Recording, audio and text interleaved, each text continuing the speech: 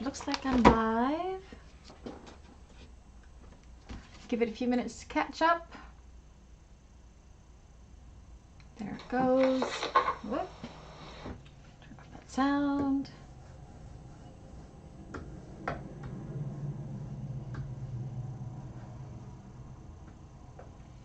And I'll just wait for people to pop on now. I don't think anybody's here yet. I'm a little bit early.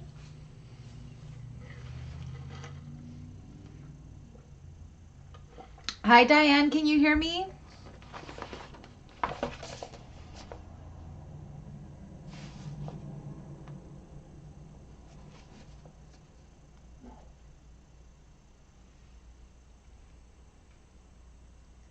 You can? Perfect. Oh, I almost slept through it. I took a nap and just woke up like 5 minutes ago. Catching up from my all-nighter the other night.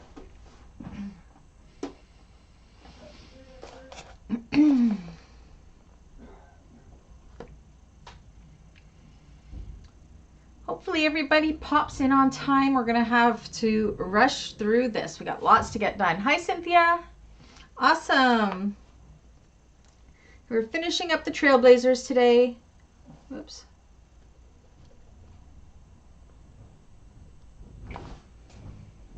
Hi Rhonda.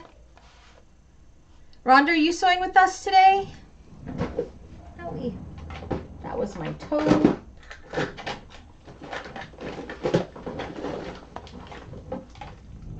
Too much partying.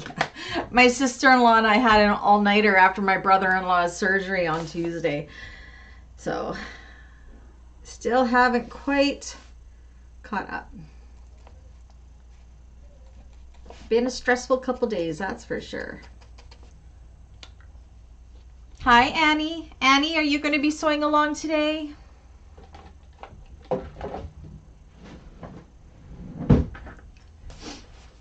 Annie. Whoops, I'm not Anna.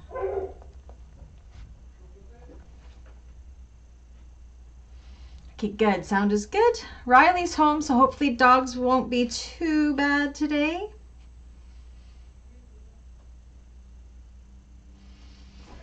Oh, I've got an iced coffee going on. I gotta try to wake up. Man, oh man.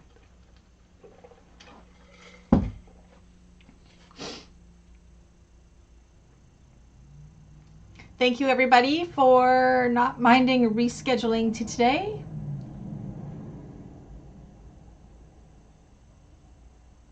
I didn't do your homework. Do you know what? I just finished my homework this morning. Okay. That's no problem. Hi, Dawn.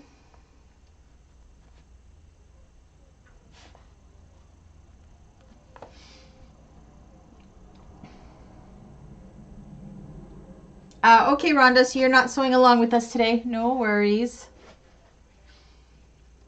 So I think the only other people that were sewing along are maybe Kim, Karen, and Barbara. So hopefully they pop in. Awesome, Rhonda. Again, thank you everybody for rescheduling. My sister-in-law really needed me on Tuesday.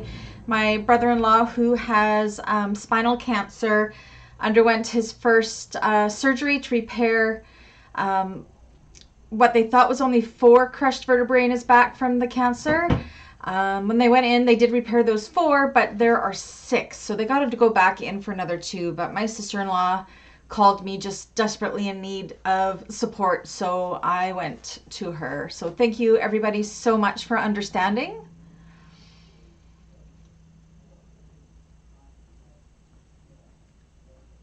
So yeah, he's home, he's doing okay, but yeah, it's a little upsetting right now is all. But we'll get this done. We are going to start promptly at 4 o'clock because we have a lot to get through if we want to get this done today. So far, it looks like everybody is watching and catching up after. So if that's the case, then I'll end up going at a pretty good pace.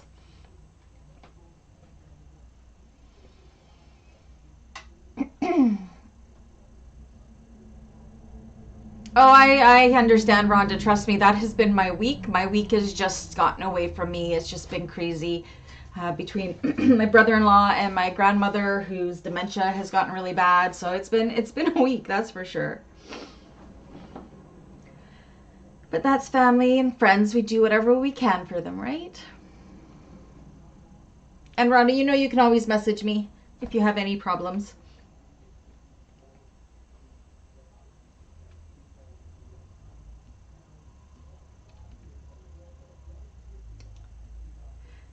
Oh my goodness. We'll get started in 4 minutes here. We'll just give the other ladies a chance to pop in. Family first, yeah. My family can stop having bad luck, please. It's all good. I'm having a very family-filled weekend because my birthday's on Monday. So tomorrow I get to go going for a drive with Dave and my boys and Riley's girlfriend up to where we're going to be camping May long weekend. And then dinner with my parents and my uncles and my aunts. And then Saturday, I'm going to play with my parents. So, and then Sunday is just working. I can hardly wait for my Fun Bobby backpack tutorial. I love that pattern. I said, yeah, that one it will be out next weekend, Rhonda. I still have to do it. I've got the cutting video up, as you saw already. And yeah, then I'll get the actual tutorial done up probably Tuesday to Wednesday, I'm thinking. I have to get class tutorials done first, the Penny Inn and the Mabel. The Mabel is going to be a fast sew, so we are actually only going to do 3 classes for the Mabel. That's all it's going to take. It is a super easy and fast bag, and it's going to be super cute. But the Pauling handbag was a lot more complicated, and we got it done in 3 days. So the Mabel one, we're going to take the Thursday before May long weekend off, and then finish it off that last Thursday. So it should be good. I think that's what I'm doing.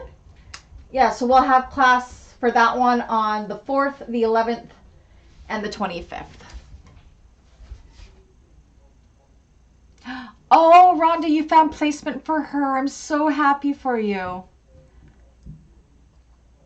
Awesome. That gives you the break you need and the care she needs. Diane, you haven't gone ahead yet? Me neither. Want to come over and help me do the tutorials this weekend? I'm going to I've got the cutting videos all done for all of them, so that's good. I've got them all interfaced, which is good. So I just need to spend a day each making those tutorials. So, and then I can edit them and everything on Tuesday and get them up. So, yeah, so I'm going to start. I don't know if I'm going to start Sunday with the Penny Inn or the Mabel first. We'll see how I'm feeling for a sew. I think the Mabel is going to be like seriously a 2-hour sew. Like, it's going to be so fast. Yeah.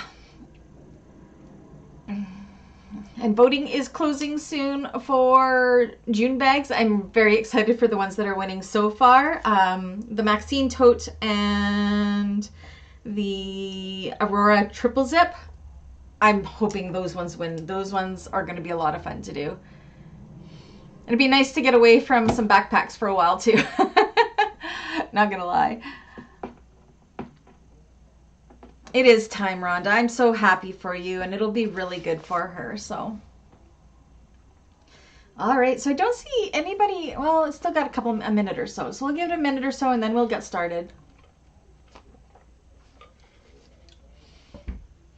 So I did decide for our show-off videos of our bags in class, because everybody is still working on a lot of them, even from like December and January, because we all work at our own pace. I have decided to do it differently, and it gives everybody a lot of time to get them done. Is every New Year's, I'm going to do a video of a look back to the class bags for the whole year, and it'll be a nice long video rather than a 2-minute video. It'll be really nice, have great slideshows. I'll be able to actually put more pictures in it, so I could take like the insides of the bags and everything and show them off, and then it will be separated month by month in that video. And I think I can make a really beautiful tribute video or memory video of all of our classes for the year, doing it that way. So that takes the pressure off of everybody to be getting them done right away. We'll just say any bags for the year that want to be in that video have to be to me by like December 26th, like I'm thinking. So yeah. What do you guys think of that? I think that'll be really good. All right, well, it's 4 o'clock. We are going to get started because we have a lot to get through here. Let me put this table down. Split table. Okay, how's the view? The view and everything looks okay? So homework was our lining zipper pocket, leaving the bottom open.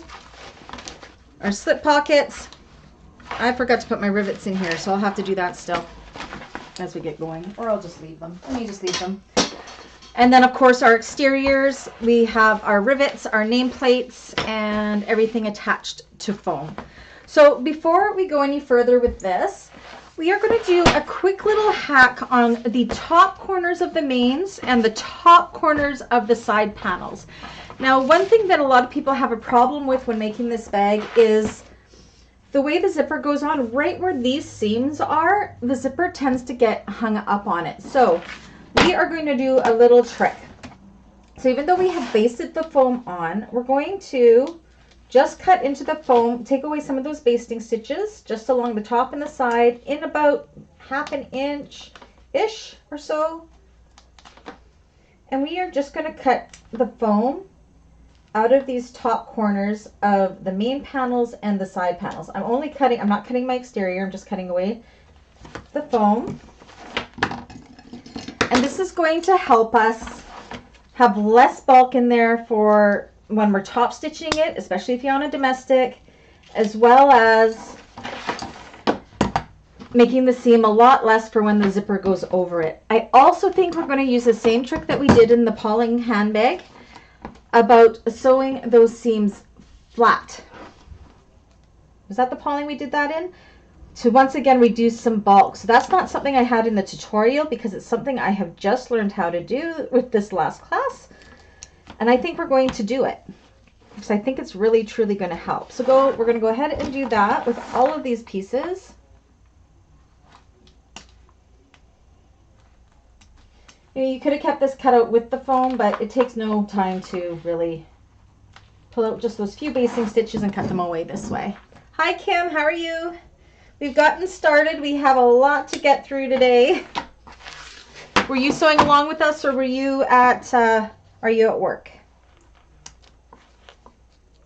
So I'm going to do that. Just cut the foam out of all 4 of those corners.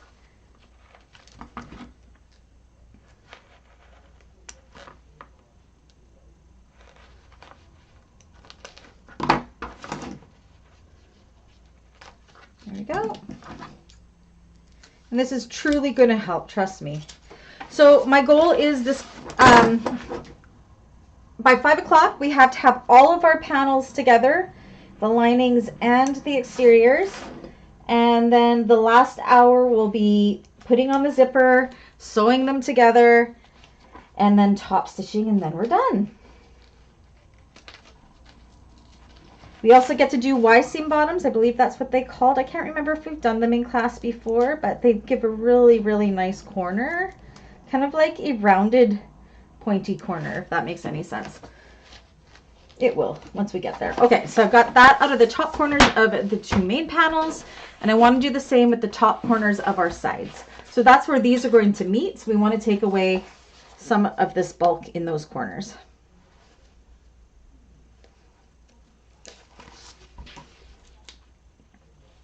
And I will be doing the last hour of the class on my cylinder arm just because it is easier for me, and because that's why I bought that machine. Oh, okay. Oh dear, Kim. That's all right. So it looks like everybody's finishing up later. I'm going to be sewing alone today, so I am going to just kind of go at my pace so we can get through it. And when you guys get to doing yours, you know you can always message me and reach out for help. Always here for you, just like you're always here for me. Hope it wasn't too serious of a procedure, Kim.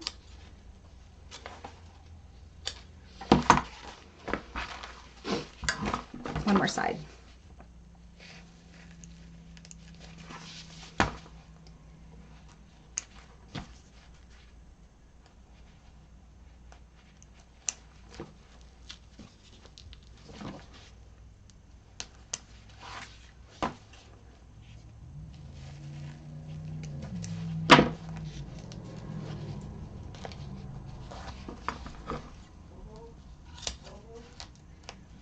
Okay, one more corner to do.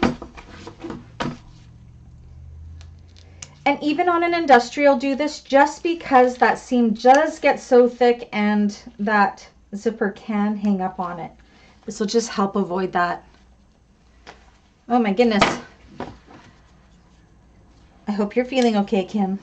All right. Okay, so we got that prep work done. Now we need to bring out our side panels and we need to do our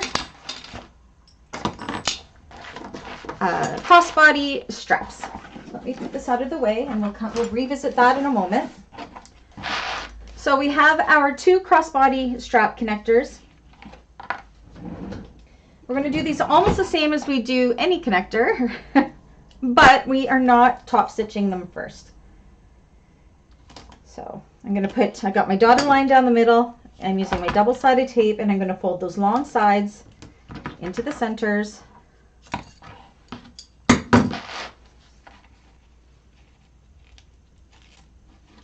Static electricity, holy moly. Into the centers.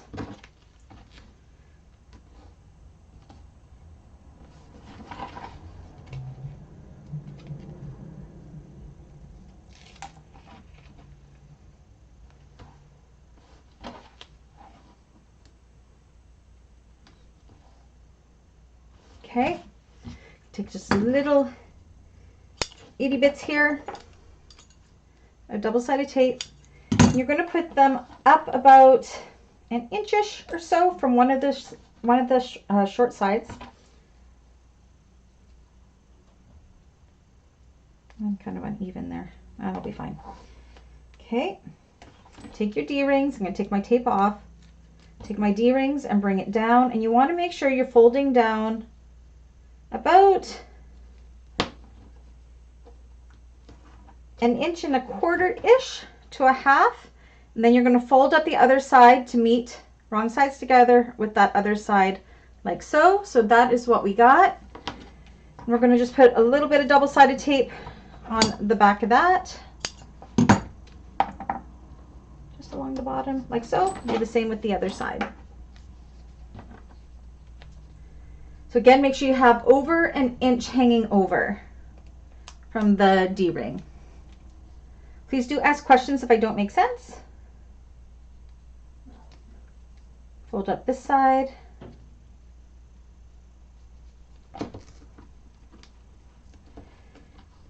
I was tempted to do hidden connectors here, but that just makes things more complicated. So we'll stick with as written today. Okay, so I've already got my top marked here. So what I'm going to do is I'm going to take my 1-inch ruler. I'm going to double check what I think it's 1.5 inches down. Again, I'm kind of going rogue because I've made this so many times. I think I know what I'm doing, but I may not. Yeah, 1.5 inches. So right at that center mark, I'm putting my 1/2 inch line of my 1-inch ruler right there, 1.5 inches down. And my connector is 1 inch. So I know if I just draw like so, on each, that is going to be where I am going to put that connector. Nice and centered, 1 inch down. Also, while I'm here, from my hardware there, I am going to measure about 3/4 inch down from the hardware and draw a line.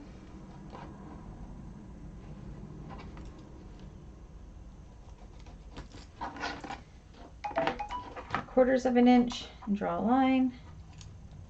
Okay, now we can sew these on. Where did I put my lid?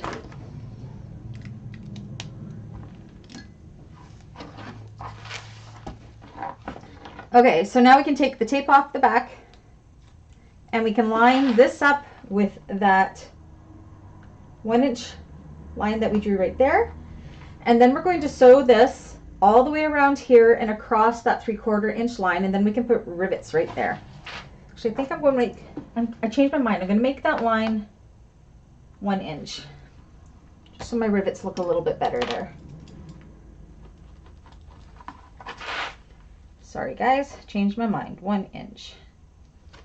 3/4 works as well, but that just looks more even to my eye. Oh, you did finish your other one, Kim. Awesome. I will get the albums up soon so we can post our pictures in there. And again, I'm saving all of the pictures so everybody has the full year to get all the bags done. And then at the end of the year, we will do a class video. Okay, so let's take this over to the machine and sew them on.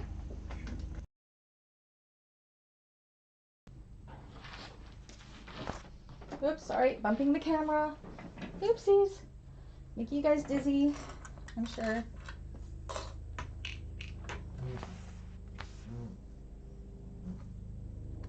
Okay, I'm going to pull my threads long just so I don't have that back stitching.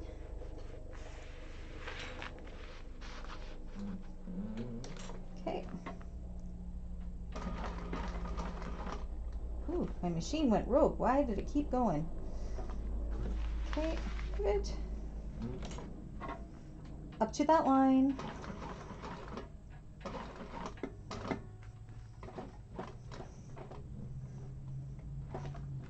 Pivot. I'm going to go ahead and pull my top thread through by tugging on that bobbin thread.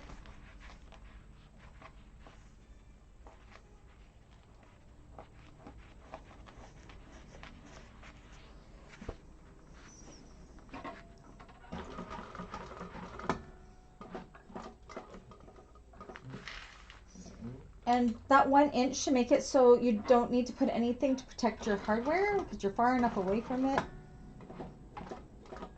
But if you made a smaller little area there, make sure you put a scrap of something behind your walking foot to protect it. Okay, make sure my needle lands in that first stitch. I didn't change to a top stitching stitch. That's okay. It'll be a smaller top stitch for these then. Pull my threads long, tug on the finishing bobbin thread to pull that top thread through and knot it off. And then we'll do the same with the other side.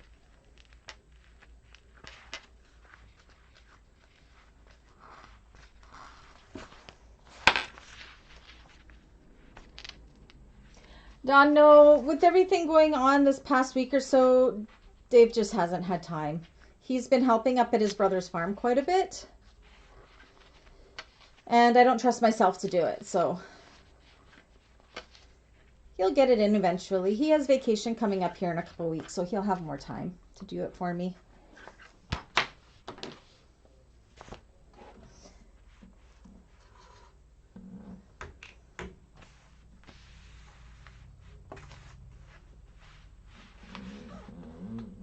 Okay, same with the other side.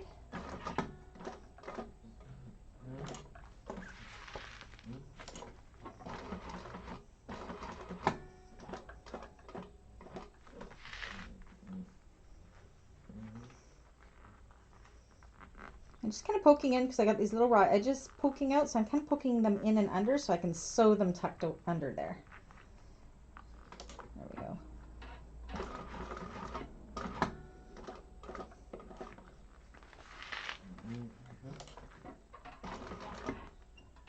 Okay, I forgot to pull my top thread through, so I'm going to quickly do that.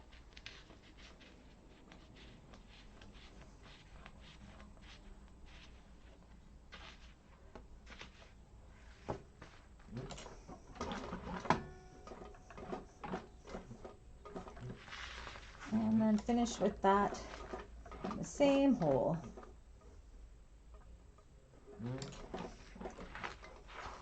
Oops. Scissors. So I have one of those needle positioners on my cylinder arm and I love it. So I'm excited for it to get onto this one. So I'm just too scared to install it myself. What did I do? Did I pull the wrong thread?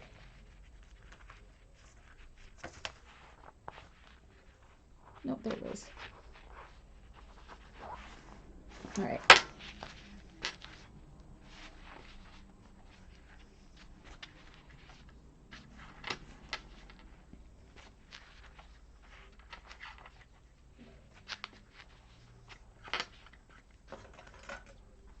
Okay, back to the table.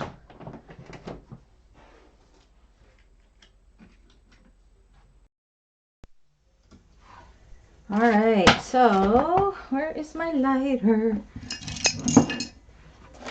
I did kind of tidy up in here a little bit. You can't really tell, but okay. And then I'm going to go ahead and we're going to put some rivets in. I'm also going to do the rivets on my slip pocket because I forgot to do those. And to wipe away your marking pen marks or chalk, I just use little wet ones and it wipes them away really good. Takes them right off. I'm going to do that now. Okay.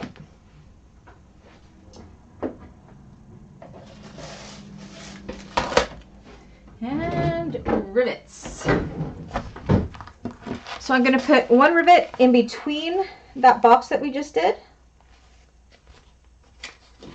And then I'm going to do another one nice and centered up in this area at about halfway between our stitching line and our D-ring. I'm going to punch those holes out first.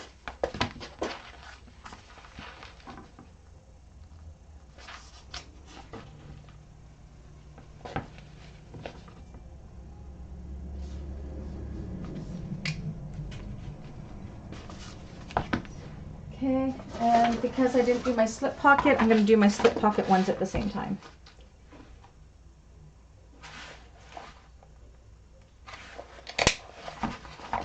Because I forgot to do them this morning.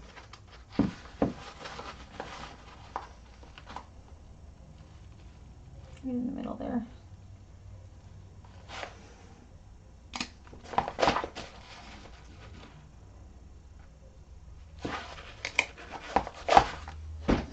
Okay, and then of course I have my little bin of scrap deckable or heavy stabilizer. I don't waste this stuff at all. Every little bit goes to work.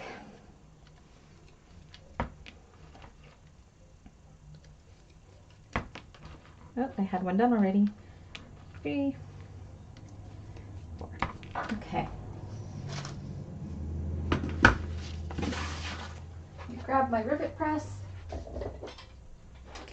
Put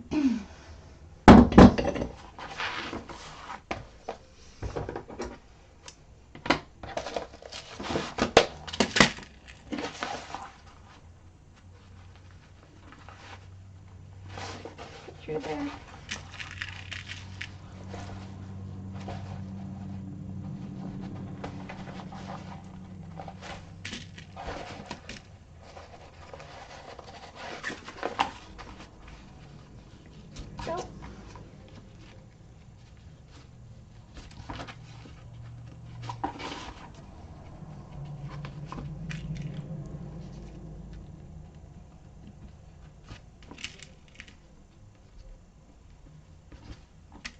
Okay, we'll set those ones so this is done.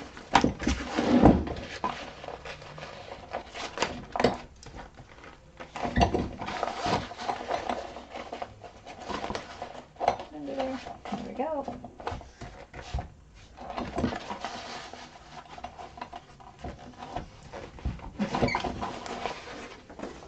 Done.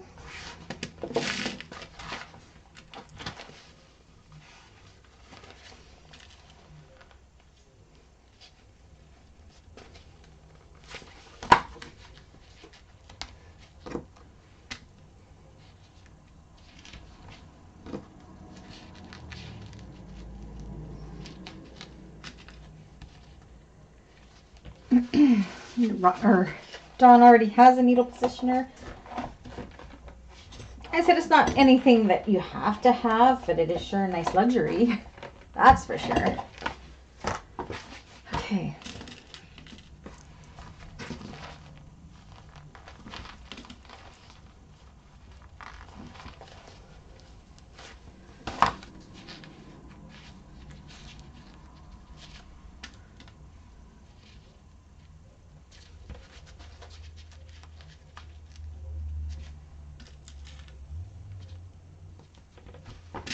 All right.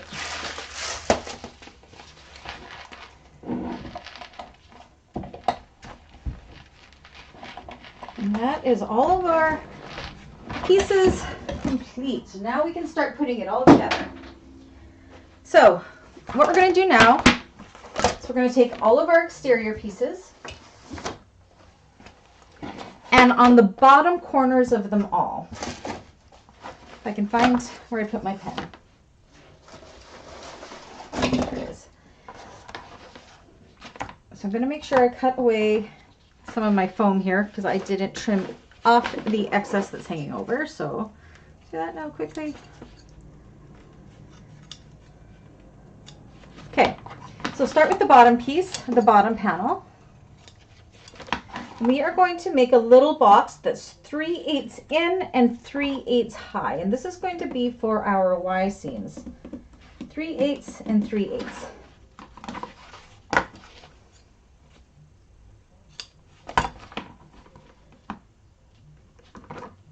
3/8, 3/8. All four corners of our bottom panel.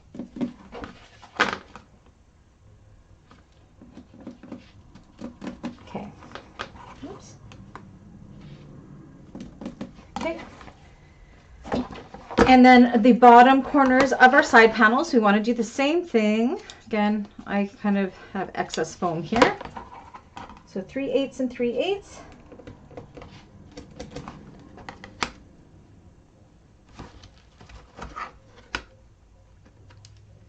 Just a little box.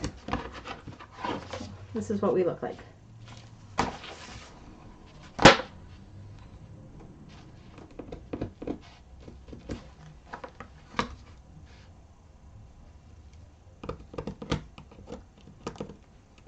Okay. And then the bottom corners of our main panels as well. Man, oh man, look at me, I'm so sloppy.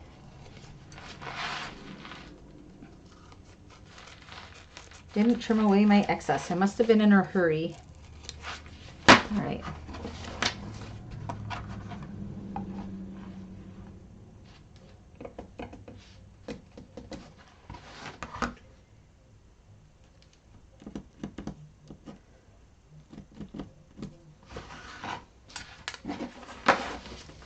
And the last one. Oh, this one didn't get fully basted on. That's okay.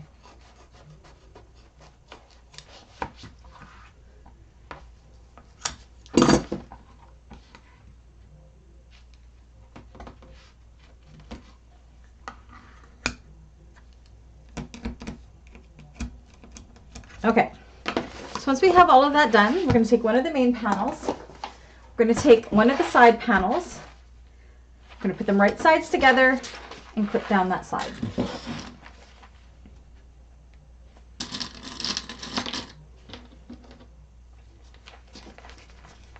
So I like to put a clip in the top and bottom. This is where you can see how we reduced that bulk in this top corner, and that is going to really help us when we go to sew this together and top stitch it and stuff.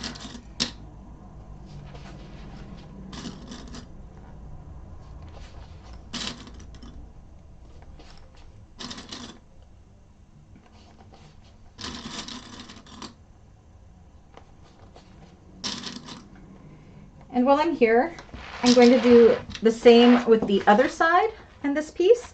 Now you kind of want to make sure that this is kind of staying in and out of the way. I'm actually going to, because our pockets are billowy, we don't want any of it to accidentally get caught in there. So I'm actually going to kind of fold it down like so. And I'm going to put a clip in there just to kind of hold it.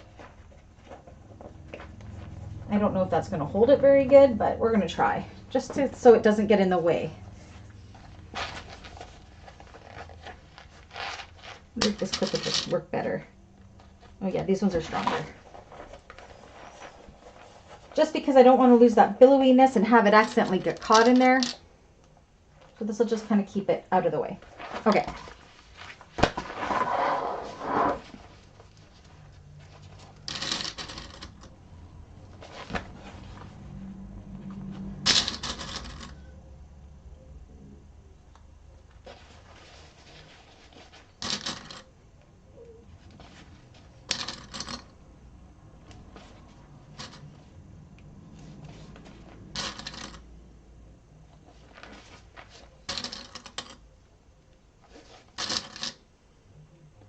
just got to double check one thing on the pattern. Oh. Ooh, I lost a clip. That one broke.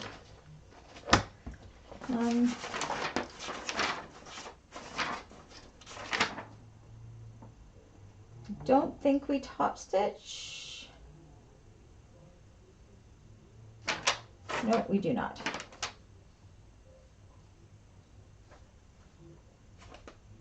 Okay. So yes, we're working with the front main panel because we still have to add some connectors to the back panel, so we're not doing that just yet. So what we're going to do is we're going to go down here with a 3/8 of an inch seam allowance, but when we get to those little boxes, we are going to stop at the boxes and leave the bottom 3/8 of an inch unsewn. And this is going to help us create this really cool Y seam corner. I think it's called a Y seam corner. If I'm wrong and you guys know what it's called, do let me know. But we're going to make sure we back stitch right there really good, and we're going to do that down both sides.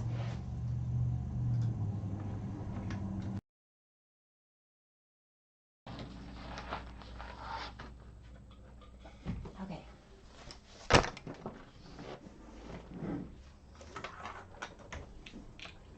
So again, starting at the top.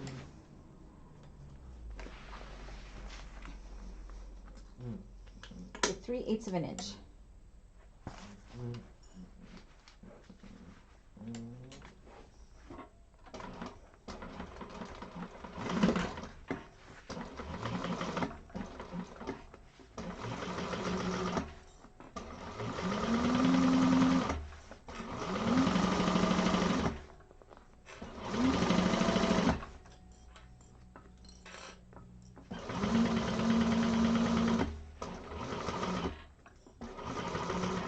Okay, and I've come to the bottom or the top of that little 3/8 of an inch box we made, and I'm going to back stitch a couple times right there without sewing through that 3/8 of an inch box.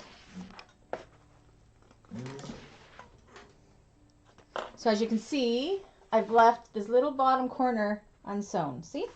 I'm just going to double check, see if I need to do another row of stitching, and I do not. My thread looks like it's happy.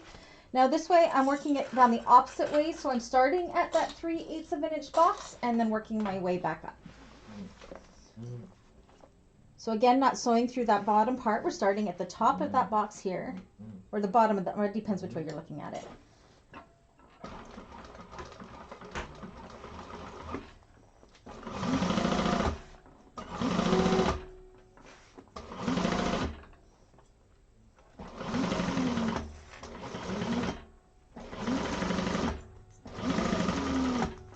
I should have done the back connectors right away, but I forgot, so we are going to go back in and do them.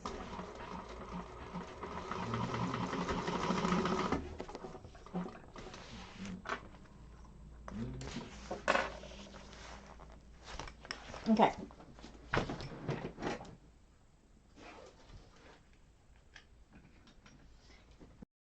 We're going to do that trick like we just did in the pawling.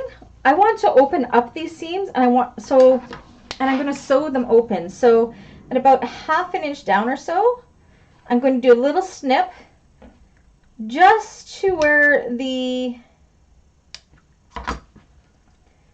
whatchamacallit is, the stitches are.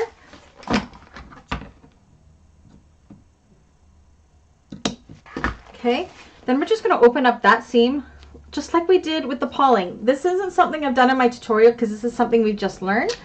And I'm going to go ahead and baste just that little itty bitty bit open, and that is again going to help us with some of that thickness in those corners as well. So same with the other side. And I'm just going to quickly go and baste those down. I'm not going to switch the camera over. I'm just going to go baste them here pretty quick. Really quick. 1 second.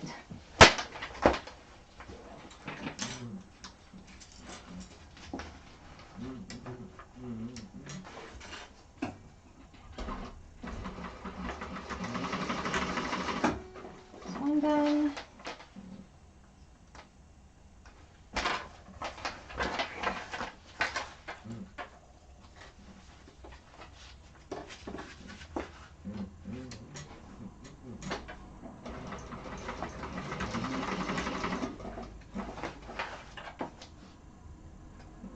All right.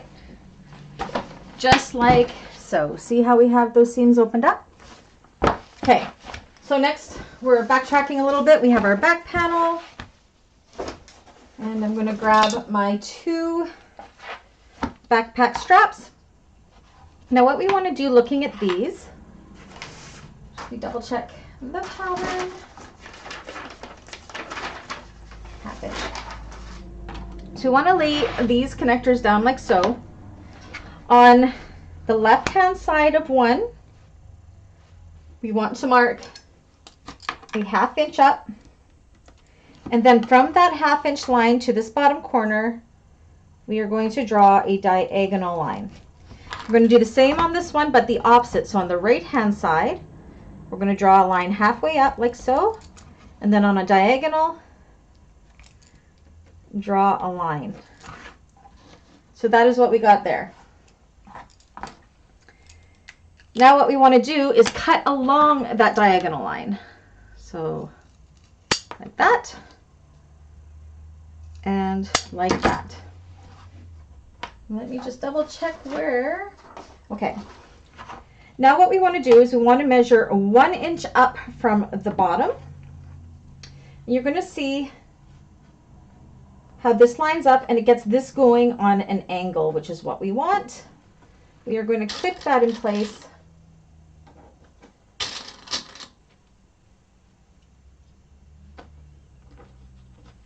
Same with the other side, 1 inch up from the bottom corner. Line that angle up with the seam so it causes these to go up on an angle. And then I'm going to go and baste these in place. Again, I'm just going to take these over to the machine quickly to do the quick baste. Actually, do you know what? I can flip this over to the machine. I'm not going to do the overhead machine. I'm just going to do this machine. Okay, and just baste that in place.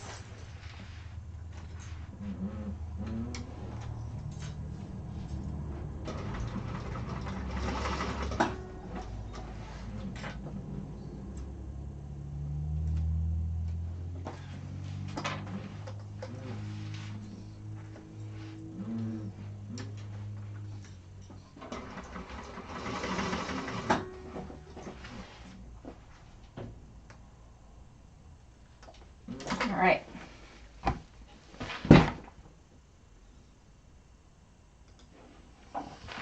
And then we want to put some rivets in here. So we want to keep an idea. I'm going to draw a line what my seam allowance is, which is 3/8 of an inch. So I'm going to be sewing right about through there when I put the sides on. So I want to make sure that my rivets are not going to get in the way. So I'm actually going to put my rivet way up here. It's kind of in the middle. I'm going to put one here. And I'm going to put one here.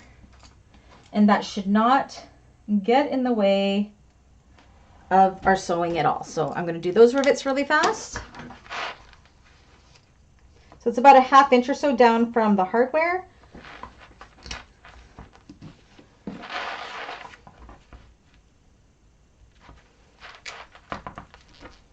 Okay. Where did I put my rivets? You guys should see my pile over here. It's terrible.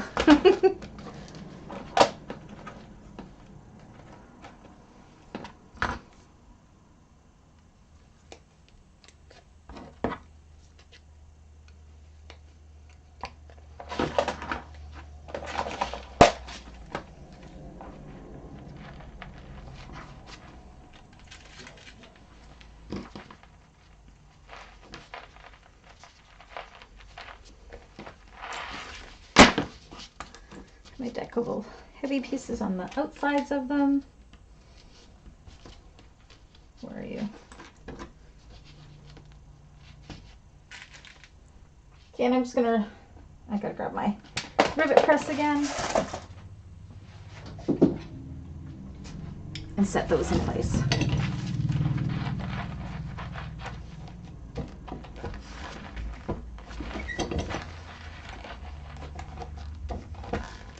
Okay, now we have all of our connectors done. Okay, so now back to this. We need to form a big tube. So we're going to take, and see how this is going to go? We're going to take this side, put it right sides together.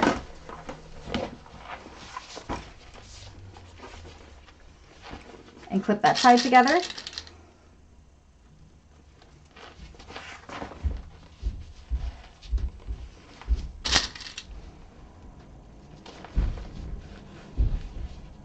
Riley, did you feed the dogs? Yep. Thank you.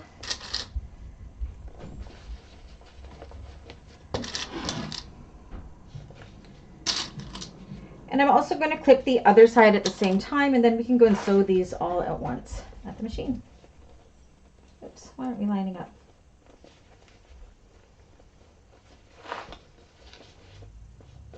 There we go.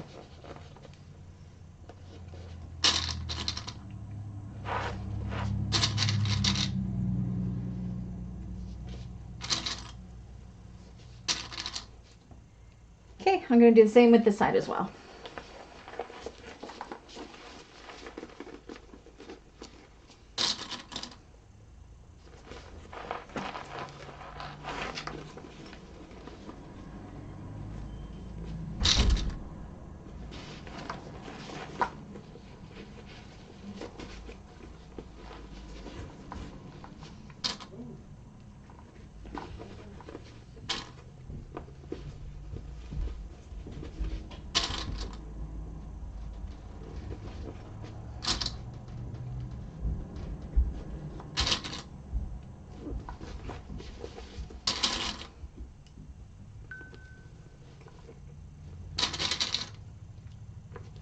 Okay, and then we're going to go ahead and once again, starting at the tops and stopping at those 3/8 of an inch squares at the bottoms. Make sure you have it so everything's going the right direction. I do.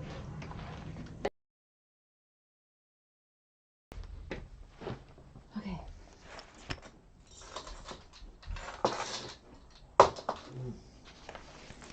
Start with one side first.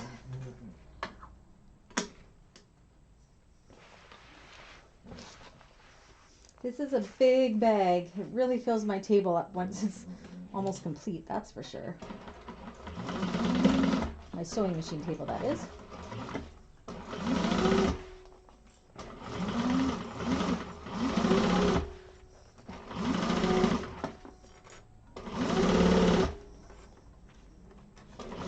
And I'm happy to see I'm clearing that rivet. That's good news.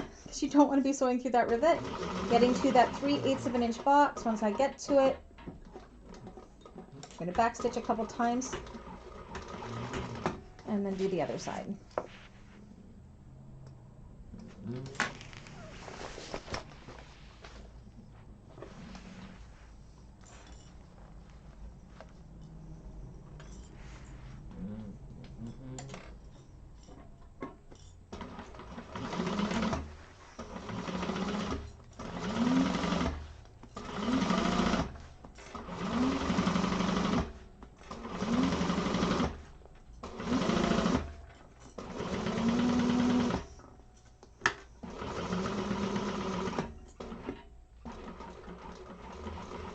Get to that 3/8 box and back stitch a couple times. Okay, and then while I'm here, I'm also going to open up those top seams just like we did with the other side. Just a little snip. Open that seam up.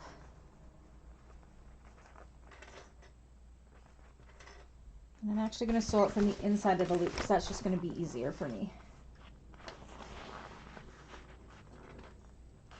Just to hold that seam open. Usually, I think in my tutorial, I use double-sided tape, but this is just something, this was a really cool trick to learn with that Pauling bag, and I think I will use it all the time to take that bulkness out of those seams. Such a good idea. She's brilliant.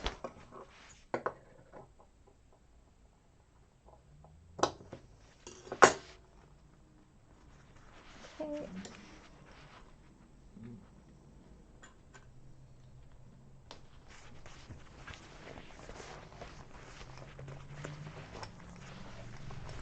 Oh, nice, Rhonda. So you're making another one for your daughter, too. She will love that.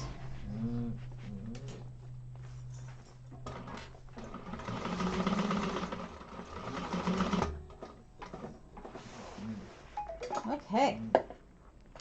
So, we have this big amazing tube now.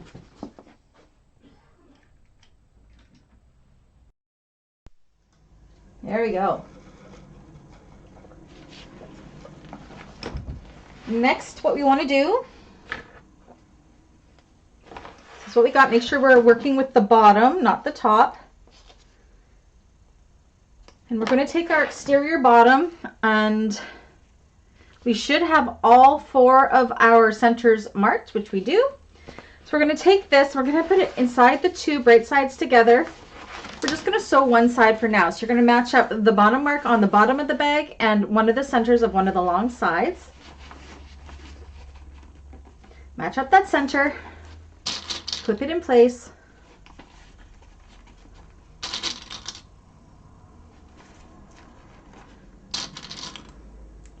And this is where you're going to see where it made sense to have the seam open. So you're going to kind of push this one out of the way so you can match up this one and this one. See what I'm doing here? Just that bottom 3/8. We're still not going to sew through it, but we're going to match up these two with pushing the side seam out of the way, like so. Clip. Clip. Same going this way. You're kind of pulling this one out of the way. So you can bring these two together.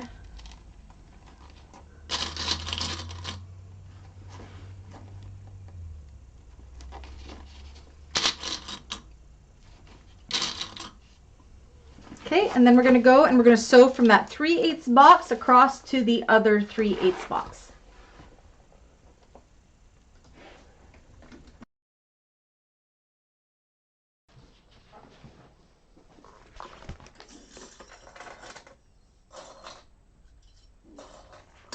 Again, you don't want to go past those 3/8 box.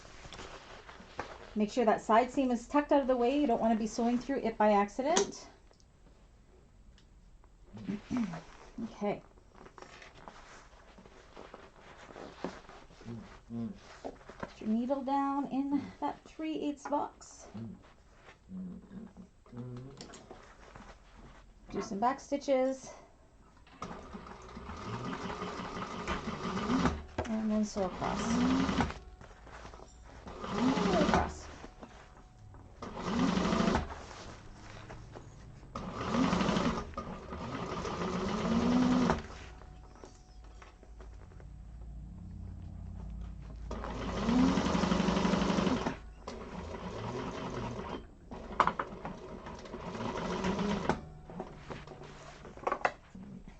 Okay.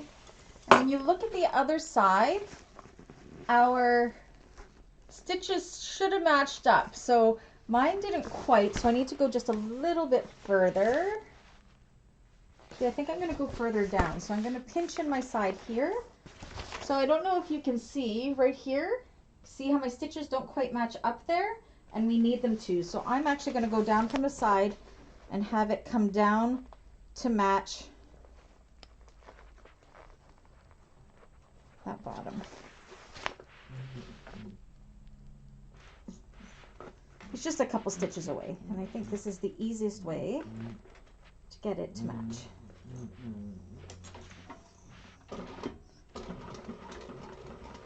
Otherwise, you will have a hole in that bottom. So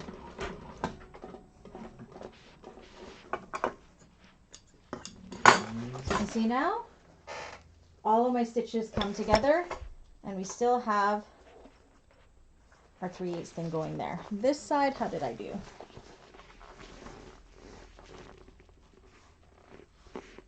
This side, I'm going to do it from the bottom side because I can see I went off my path a little bit here. So.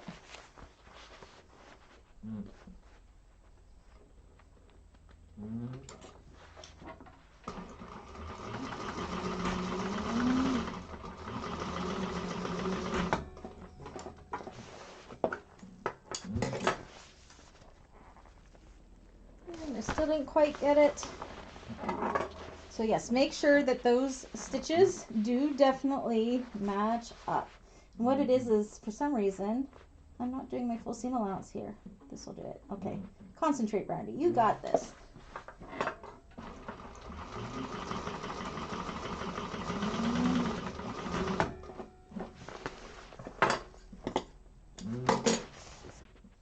to just double check that it is meeting up, and I'll show you what I'm doing at the table here.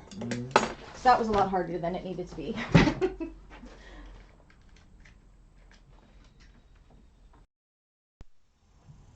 Okay, so this is what I'm saying, is when we sew our bottom seams, we want to make sure that we have like a nice angle here where it all meets up. So for some reason, my one side just didn't want to do that. I'm going to kind of reach in and I'm going to make sure that corner was okay. We're good. Now we're going to do the exact same thing with the other long sides. We're not worried about the short sides right now. We're going to match up these centers.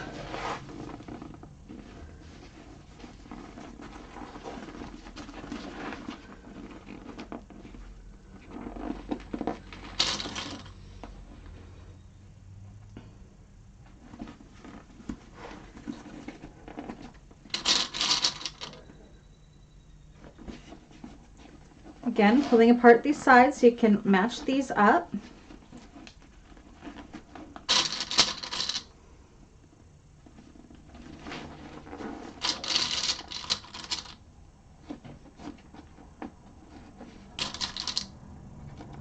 Your sides are still unsewn.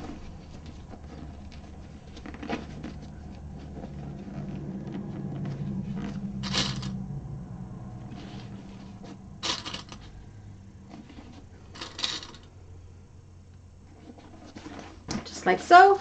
And I'm actually going to put this on my machine like this time, and sew from that 3/8 of an inch box to the 3/8 of an inch box. I'm going to do it from this side because I can actually see where my side stitching is and make sure that it's matching up.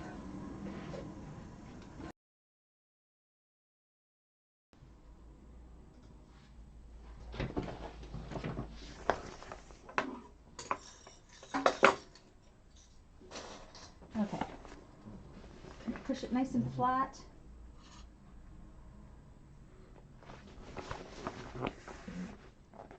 Starting, so now I'm looking where my stitches were, right at that 3/8 box, and sew across.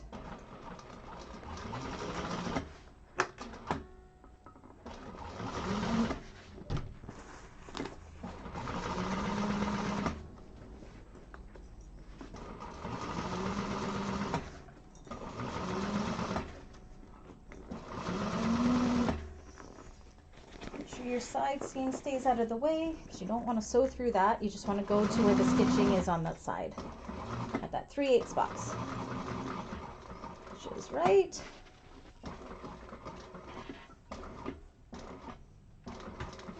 there. Okay, I'm just going to stay at the machine here, and we're going to do the exact same thing with these sides. They should pop into place nicely now. Oops, unless you sewed them like I did. Darn it. Cool, so this is showing here. I wasn't paying attention to my side seam and it got stuck in there. So I got to pull that stitch out a little bit and fix that. Easy fix though. We've got this.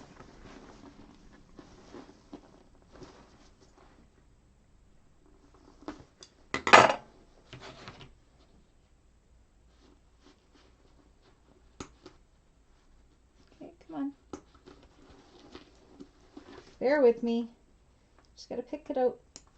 So my side just kind of got tucked in there by accident. And I sewed it in. And we don't want that. There we go. Fixed. Okay.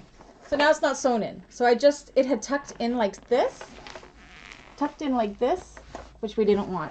So now we can match up those side seams, just like we did the other ones, and sew from 3/8 mark to 3/8 mark.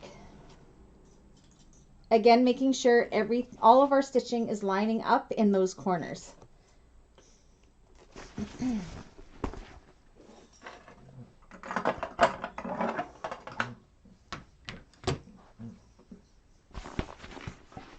Okay, so I'm going to push it down.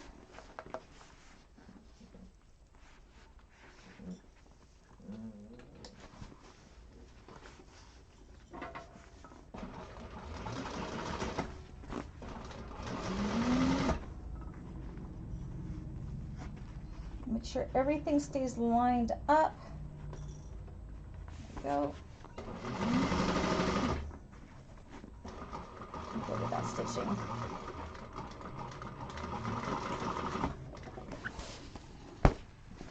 Making sure all my stitches match up, and they do. I got nice looking everything everywhere. Everywhere is matching. Sweet. Do the same with this opposite side here.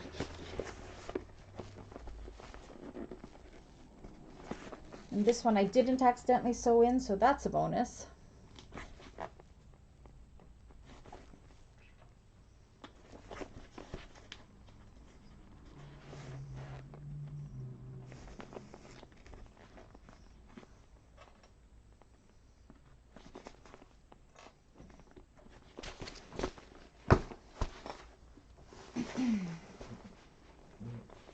A little bit awkward to sew just because they are so thick.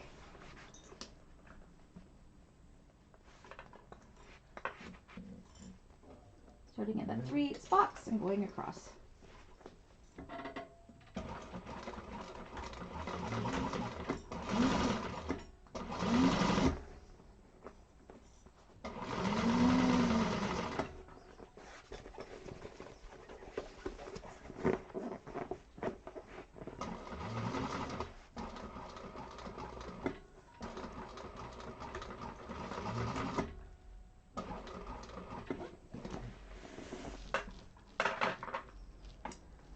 Okay, so before I go to the table, I'm just going to feel into my corners inside and make sure everything is indeed sealed up and my fingers won't go through, and they won't. Okay. You like how to sew this bottom on, Rhonda? I said, I don't know why it's so hard there, because it's not hard. I just, my thing just tucked in is all. Okay, so you can kind of look in and you can see. Make sure your corners all look good. I'm going to take those little clips that are holding my pockets out now.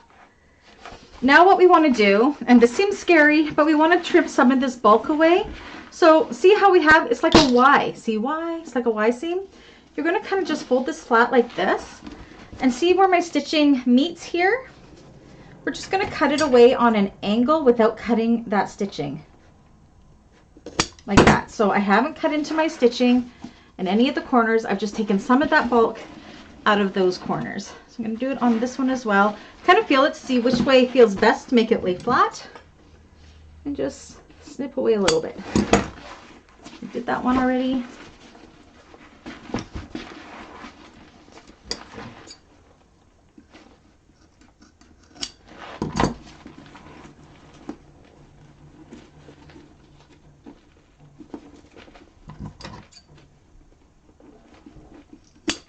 Once that's done, we can go ahead and we can turn this right side out.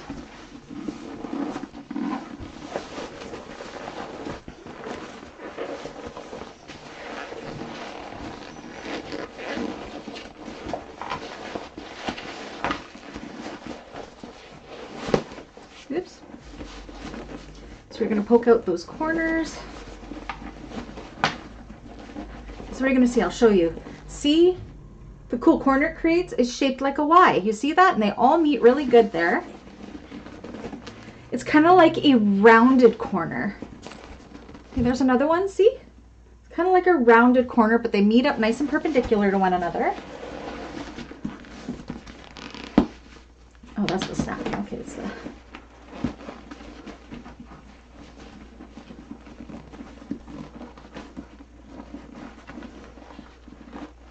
See, that one ended up nice too. Sweet. Now this is the one that I kind of had a tuck in, and you can see I have a little bit of a tuck there, but that's okay. It's not going to be noticeable. I mean, it shows on the bottom, so I'm not worried about it. So that is what the exterior looks like so far. We have no gaps or holes. All of our corners look good. And mine aren't perfect. I've got the one that's a problem. We have all of the bulk out of these corners here, which is good. So we can set this aside for now. Now we're going to repeat, and this is going to go really fast, the exact same thing. Do I have all my pieces here? With our lining pieces. with slight differences. We're going to put the bottom aside for now because we're going to do it different. Now, with our bottom corners of our main panels and our sides, we are going to make a mark just like the 3/8, but this time we're doing 3/4 of an inch. And this is because we are going to extend our seam allowance a little bit so our lining isn't baggy inside the bag. So we're going to start sewing this on with a 3/8 of an inch seam allowance, and as we go to the bottom of the bag, we're going to branch out to this 3/4.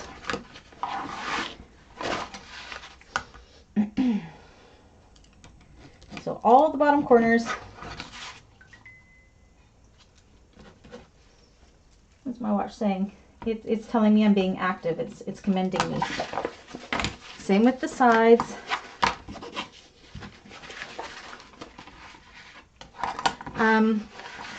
Make sure you have your top and bottoms cut. I didn't tell my size. I got my main pieces. You want to know the centers for sure. Okay. 3/4 of an inch box. 3/4 of an inch box.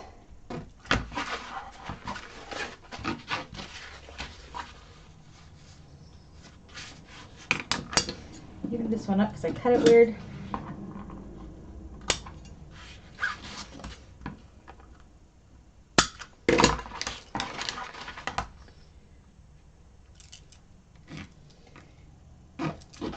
Oops, I did that on the wrong side. On this side.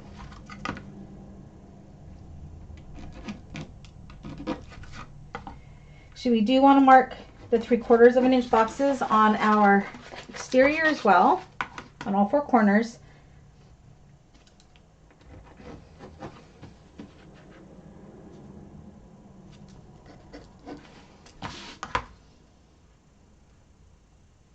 So we're marking all these on the wrong sides.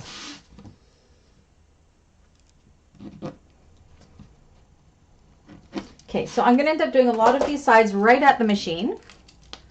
So put the bottom aside for now. Take one of your main panels, and just like we did, we're going to put them right sides together.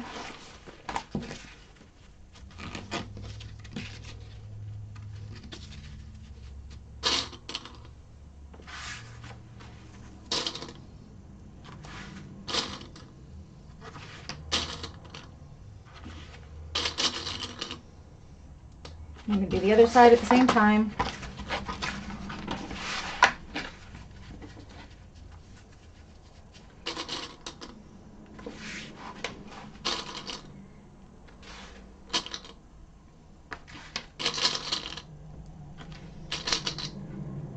Okay, and then what we're going to do, where did I put my marking pen? Why do I keep losing my marking pen? Terrible.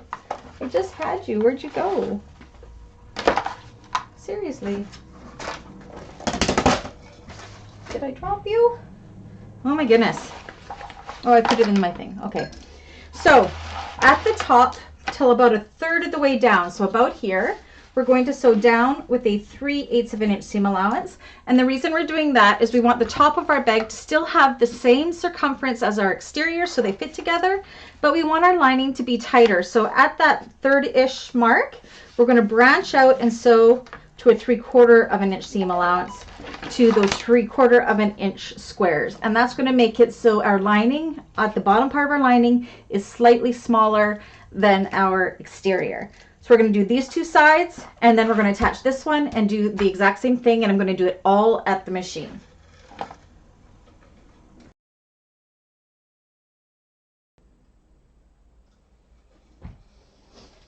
Linings always go super, super fast.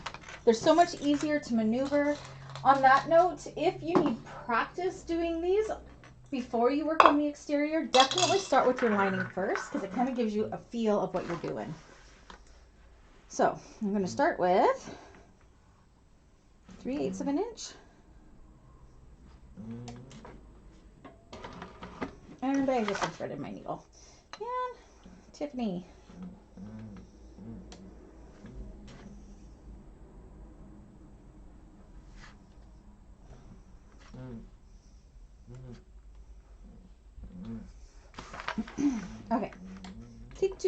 3/8 of an inch. About a third of the way through, I'm going to move my marker to 3/4 of an inch and gradually work my way out to a larger seam allowance and then meet up with that 3/4 of an inch square that we drew at the bottom here. Backstitch a few times. I'm going to do the same with the other side. So you can kind of see how I start 3/8 and then it kind of goes a lot wider by the time we get to the bottom. So on this side, I'm going to start with my bottom at 3/4 of an inch, not sewing past that box. Get about a third of the way up. I'm going to go back in to a 3/8 of an inch. Backstitch. Okay, and then while I'm sitting at the machine here, I'm going to go ahead and I am going to put on my other side to create our tube.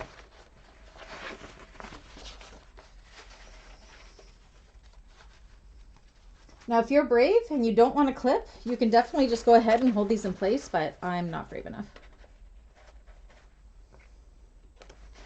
I always clip, but definitely it would be faster if you didn't clip.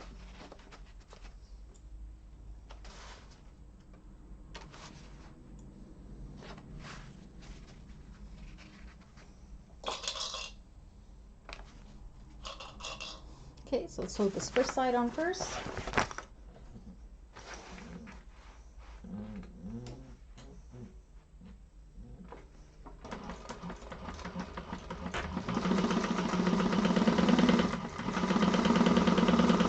Branch into 3/8.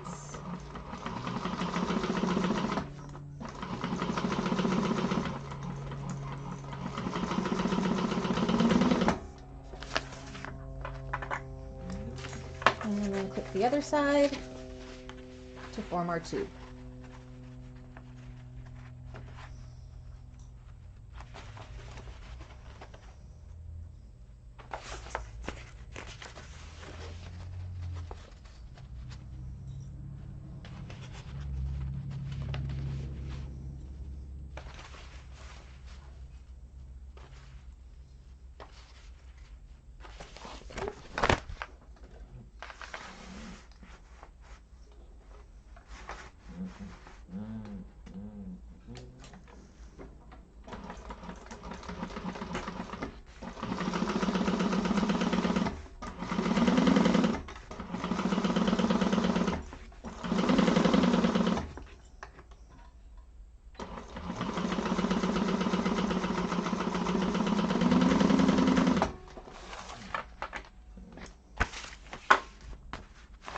All right.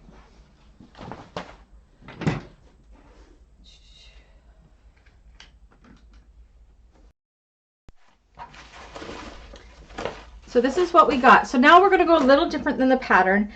I'm going to trim the seam allowance up, but I'm not going to trim this bottom part up, okay? Because we are going to sew the majority of the bottom on once we have the bag done. But I am going to trim the seam allowance up. So about an inch or so up from there, see, like so.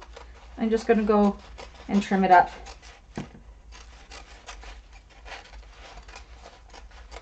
To about 1/4 of an inch. But leaving lots at the bottom because we are not done with that bottom yet. And the way we're doing this is different than the pattern. It's just going to make it a lot easier on your arms to turn, or a lot easier on my arms to turn.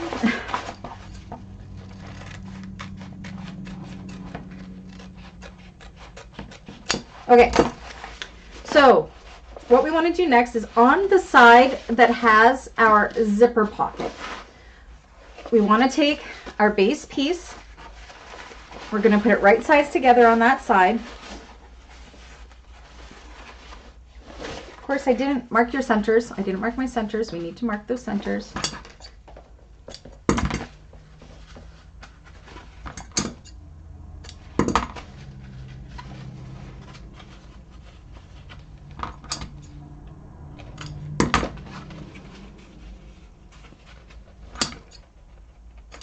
Okay. Right sides together. just like so. And this is the only part of the bottom we are going to sew on right now. We're going to do the rest when we're done in the bag through the pocket.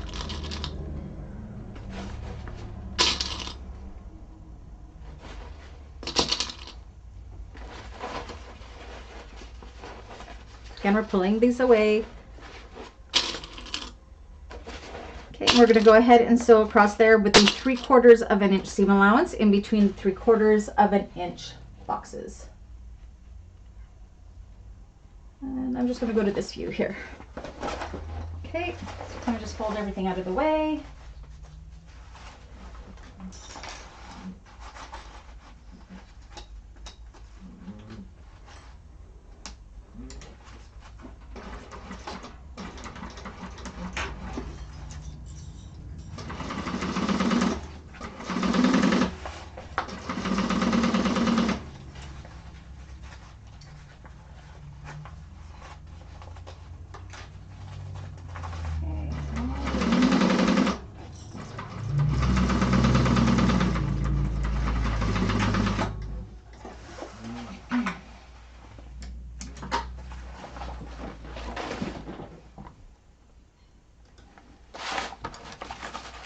So that leaves us with something. We have just the one side of our base sewn on, and we have our entire lining done. Now we're going to work on the scary zipper. So you can go with, I like to do my zippers super long. So I'm just going to kind of measure across here, kind of bring it side to side. And I'm just going to guesstimate it. So I'm going to pull my zipper along to be the same width. And I'm going to trim my zipper up way later, but I like to have a nice long tail for working with. So I'll tell you how long I've cut this to in a moment. I'm not putting my zipper pull on right now. So I cut my zipper to like, what is that? 25 inches. Okay. Now what we're going to do, we're not putting the pull on. We're going to put the pull on last. I'm going to just kind of square this up. It's nice and straight on this end. Okay. So on the right side, or on this end of the zipper, we're going to flip it upside down. And we are going to make a mark that will not disappear of 1 inch up. And what that's going to do is we're going to line up that line when we go to put the zipper pull on at the end, so we know that we have a nice and straight zipper. So that just helps us out later. Now we've done this in other classes. So with the opposite side, we're going to kind of pull our zipper teeth apart. Where is my tomato? There it is. And we're going to pull these down at a 90-degree angle, folded upon itself, kind of pinching that fabric up like that, and then putting it up against the angled teeth like so.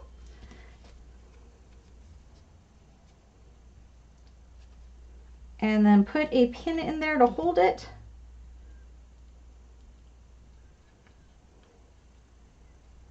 So it's held together like that. You can do the same with the other side, and you want them to be as even as they possibly can be to one another. That looks good to me. And we're going to pin it. And then I'm just going to take this to the machine and kind of baste those in place just along these raw edges with 1/8 of an inch seam allowance. I'll go do that quickly. I don't need to take you to the machine for that, I don't think.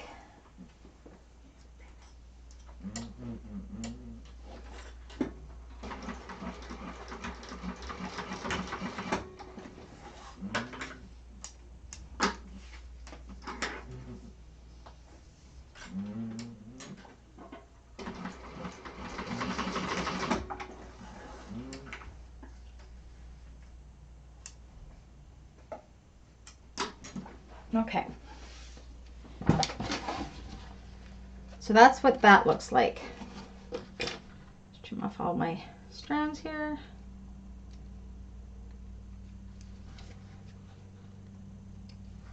Okay, and then what you can do is you can cut the tails off like so. And then we can go ahead. This is how you do yours too, Kim. It's the easiest way. You can go ahead and you can pull your zipper teeth apart. I know that seems scary, but trust me, this is so much easier. Okay, now we're going to take our exterior. I'm going to double check my pattern here for my placement.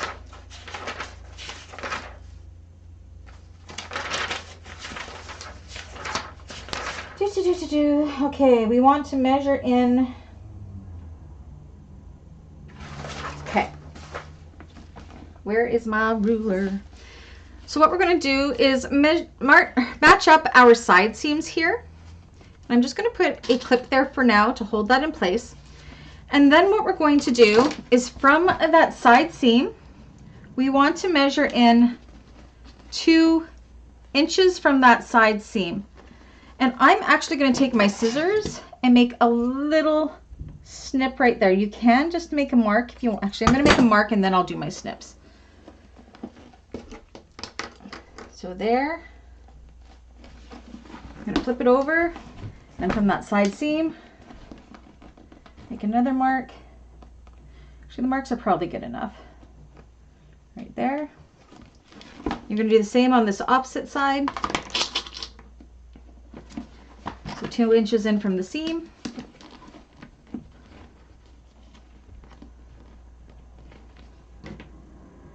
There. Same with on this side.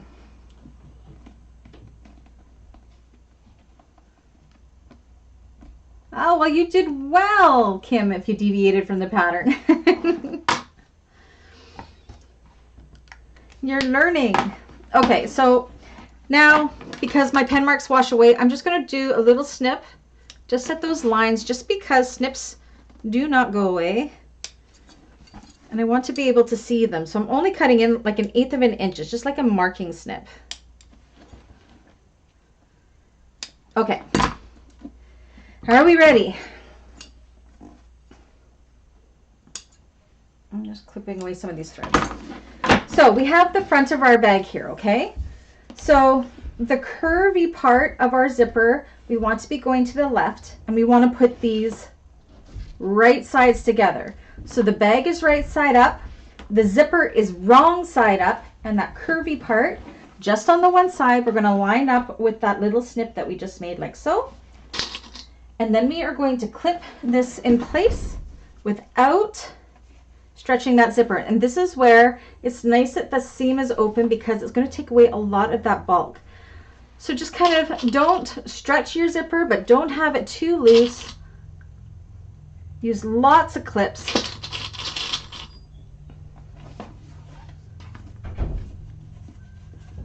Follow the top line of the bag.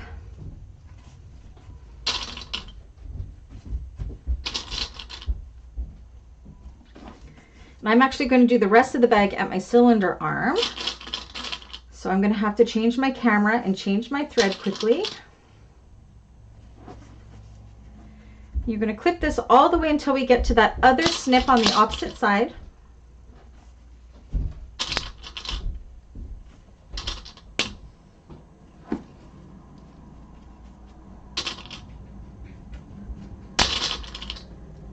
Okay, now when you get to that mark that we did on this opposite side, so I've got it clipped all the way to there, but then we want to kind of veer. See how I have this veering down and away? Because we do not want to catch this tail in the seam.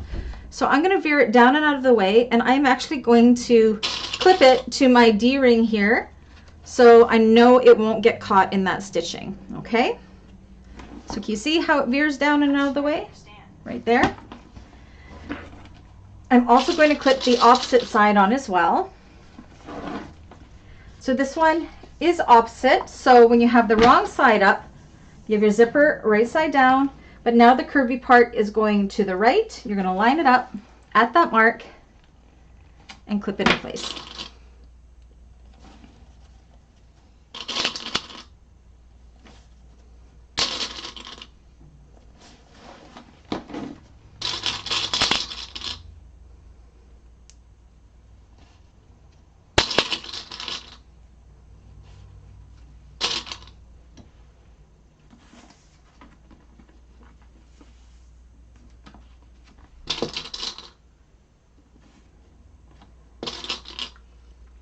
And then we're going to go ahead. You can base this on, but I'm actually going to go in with 1/4 of an inch seam allowance and sew it in.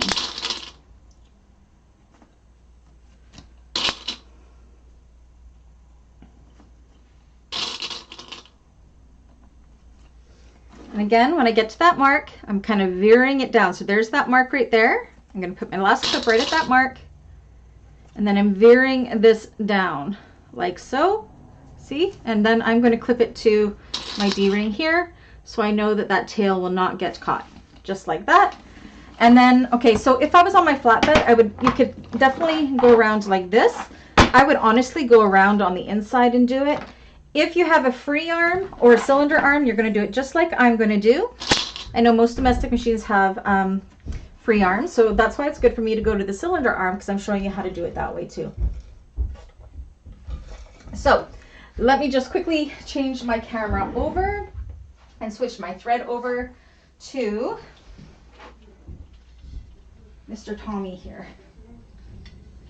So bear with me for a moment.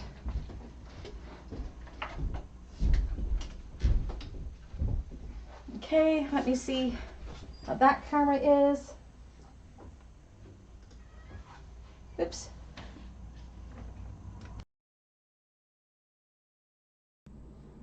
There we go. Okay. I just got to change. I've already got my bobbin loaded. I was thinking ahead somewhat. I do have to change my thread over to the other machine.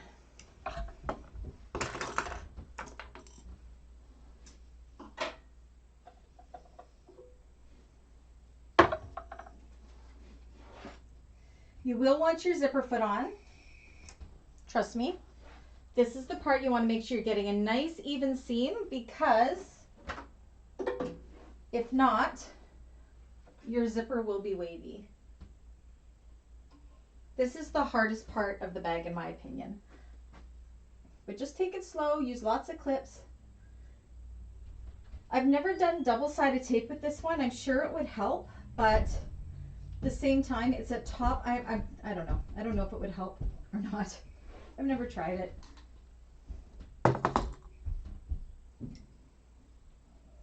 Oopsies. What's going on here?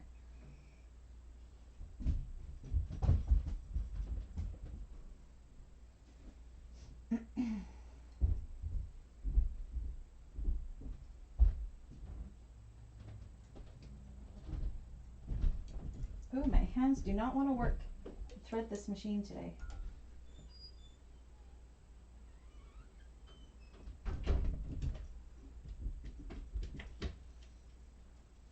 Oh my gosh, come on, Tommy.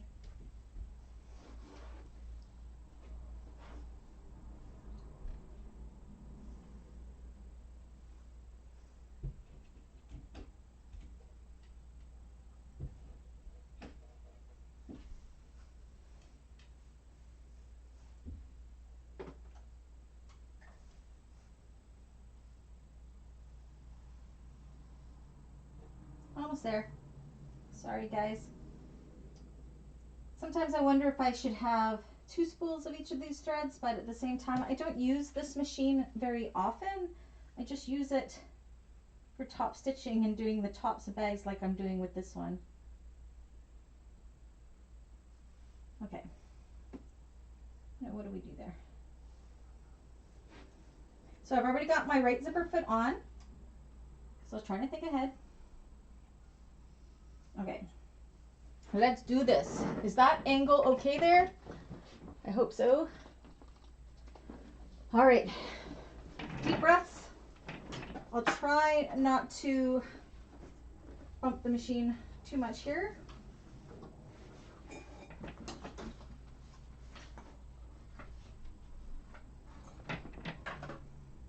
want to make sure I have this. Oh, do you know what? I got to change chairs.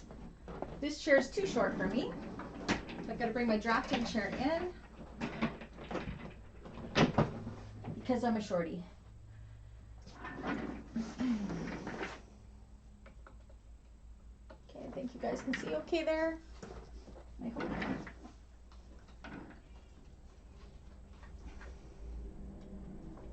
Okay, so so I'm going to start in the middle of one of the sides.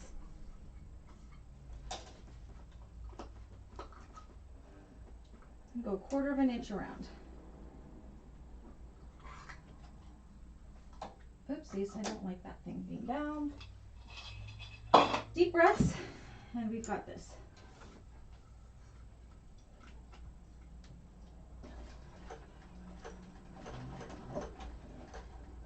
I can't see the chat for a moment because I don't have my camera, or my, oh, the bottom of my thing just fell off. That's okay.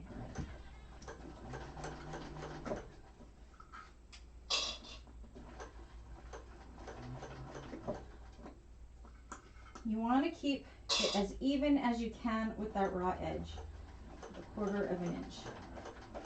You don't want that to slip. This is the nerve-wracking part because you know it's so easy to get a crooked zipper.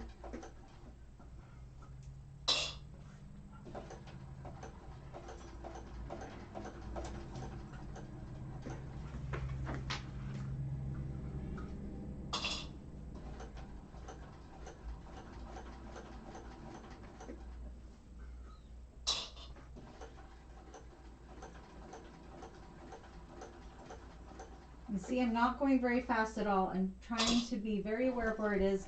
We're going to be going over top of the same seam again with 1/4 inch once we put the lining on. Dexter's growling at my door. I can hear him. You hear him? Oh, Dex, you're fine. Okay, so I'm getting to the part where my zipper tail is veered down, so I want to make sure it's definitely getting sewn in veered downwards. So when you get to that mark, you're going to see you're going to sew off of the zipper tape because it's veered out of the way. Just like that. And then we're starting the other side, which is also veered down.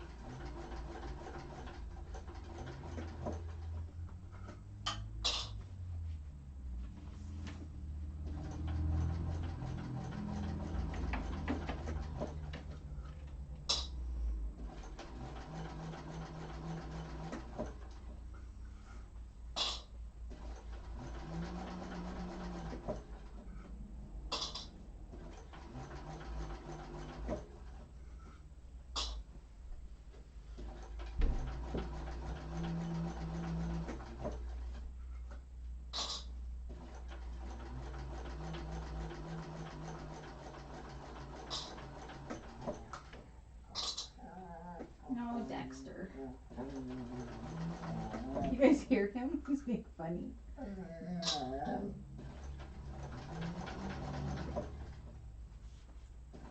Okay.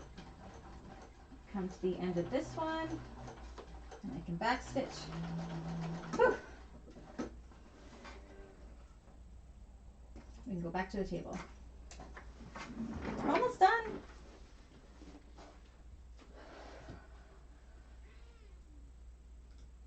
Oopsies. He does, but he's attacking the cat. So this is where you want to see if you can kind of fold it up, and I can see that so far my zipper is looking quite straight. So hopefully it will stay that way once we put the lining on. But so far, so good. We have these ends veered down and out of the way, which is good, which is what we wanted. I'm going to keep them clipped down and out of the way still. Now we're going to take some deep breaths. Whew.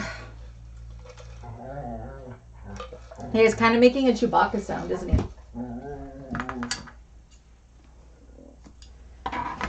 Okay. Whew. Deep breaths. I said this is the most stressful part. So now we're going to take our lining. We want to position the zipper pocket to be at the back of the bag or what have you. And I'm going to go ahead, and we have this full bottom open. which way do I want to do it? We'll do it this way. We're going to stuff the exterior into the lining.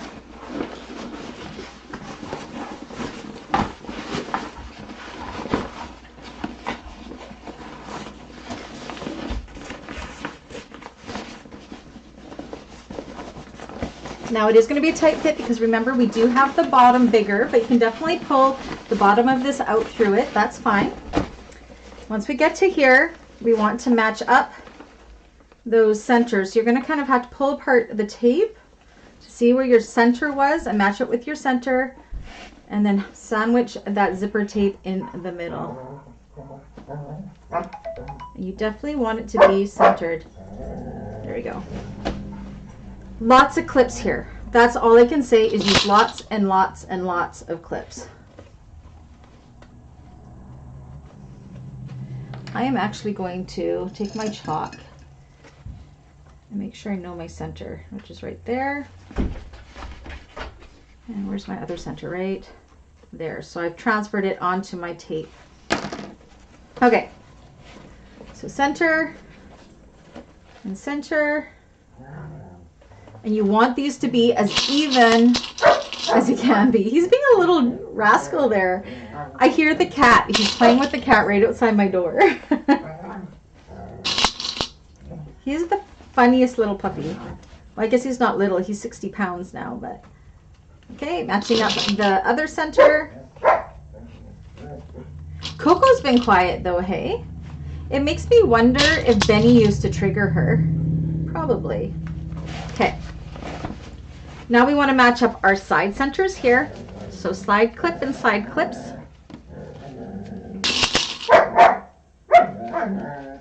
Dexter. Oh goodness boy. Same with the opposite side. I'm going to clip my extra strands here. Make sure that these tails are tucked down and out. You do not want to accidentally sew them into the seam. Match up that center.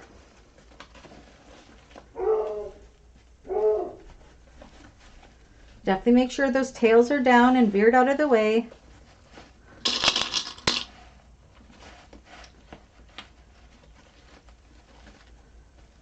And really take your time here to make sure the placement is good. Trust me, you will want to.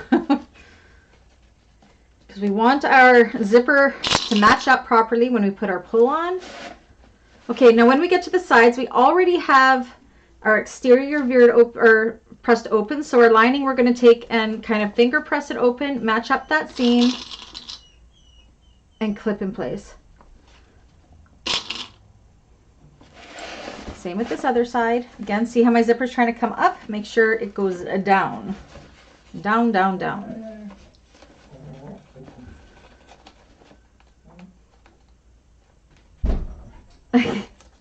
Coco actually doesn't like the cat. The cat's mean to Coco. But that's the sound he makes when he's sitting on the cat and playing with her and stuff. So yeah. Okay. And then clip around. Oh my gosh, Dexter. I would let him in here, but he'll just be a terror as he's scratching at the door. Okay, and do this other side. Oh my goodness. The sound effects, hey? The joys of a home studio. Riley's gone to meet up with his friends online, so he's not entertaining the puppy anymore, apparently.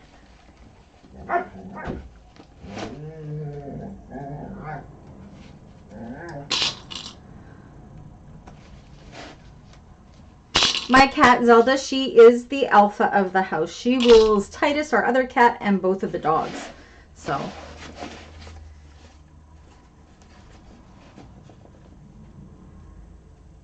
okay, the other one. Okay, and now we can go ahead and evenly distribute all that fabric all the way around now that I know I have all my key parts or points secured. And you are going to see me use so many clips. Again, try not to stretch your zipper. And I really hope my zipper comes out nice and straight on top. I do. Normally it's okay. There's been a few where they've been a little bit wavy. It's not the end of the world, but this is a client bag, so I want it to be as perfect as it can be.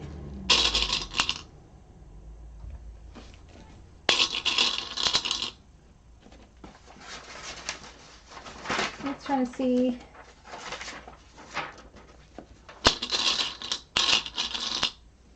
I believe in the pattern it says to sew this on with a 3/8 of an inch seam allowance. We are going to sew on with the 3/4 of an inch seam allowance only because it likes to get caught at those side seams. And we've taken care of a lot of that, but we're still going to do it 1/4 of an inch. It's only an 1/8 of an inch difference, but it seems to make a big difference, I find anyways. So when we go to sew this, we want to make sure we are maintaining that real even seam allowance. So, oops, over the clip.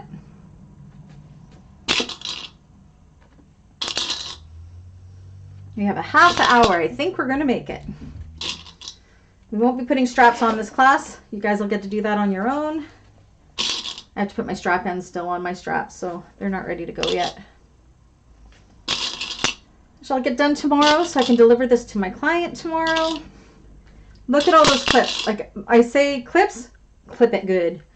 All right, so one of the reasons we went in with a full 1/4 of an inch is if you were doing this on your flatbed, you can sew it on the inside following that 1/4 of an inch line that we did already as a guide. Now for those of us doing it on a cylinder or a free arm, we're just going to go around with a 1/4 of an inch seam allowance and hope that we hit the mark okay. Okay, so let's go ahead and do that. Quick swig of coffee. And let's do this. Deep breaths. Whew. So this is the most stressful part of this whole thing. So again, we want to maintain as close to a 1/4 of an inch seam allowance as we can. We want to make sure all of our layers are staying nice as even as they can. What's nice about my machine is that 1/4 of an inch seam allowance is the same width as my foot here. So as long as I keep my fabric and everything in line with the end of my foot, I know I'm good. But take this slow. Feel your zipper. Make sure you're keeping it nice and even because you do not want a wavy zipper. To clip. I don't go fast. There's no problem with going slow.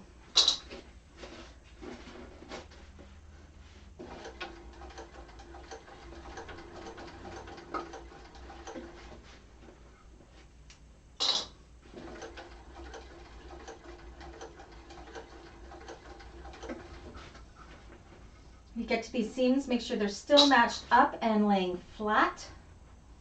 This is where the zipper likes to hang up on this thickness. And also on this thickness, this was hard to sew through until we did those flat and took the foam out. So that definitely did help with that thickness problem there, doing that trick that we just learned in the last class.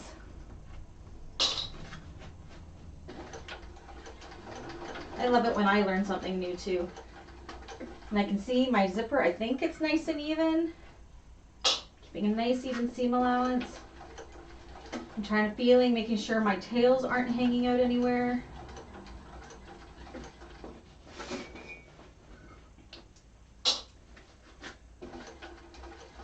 This is definitely where having a needle down on your machine, like I have on this, a positioner, does help.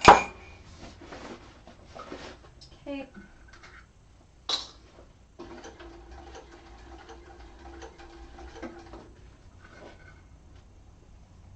Seams match up still. That's good news.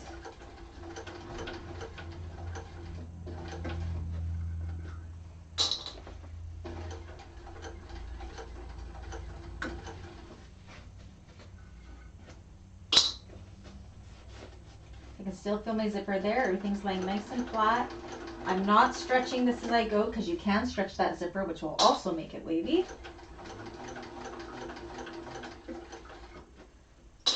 This is where it's important to use good quality zipper too. And my zippers are from Blue Cala or M-Line Bags. Both have great quality zippers.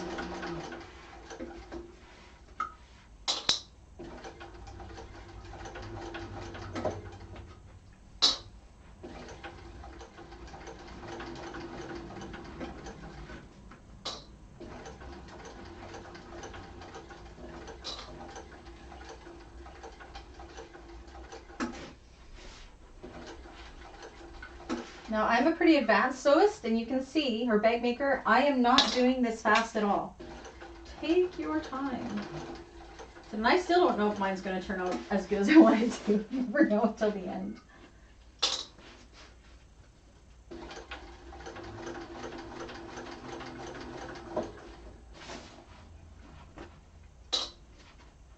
And I've made so many of these. I mean, I made a ton of my domestic machines. They're one of the first bags I ever made. They're my top seller.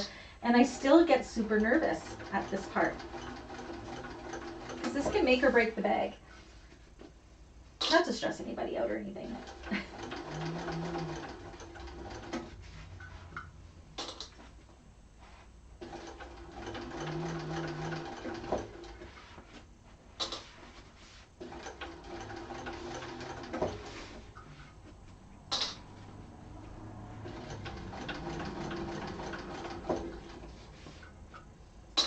Almost there. Almost the moment of truth.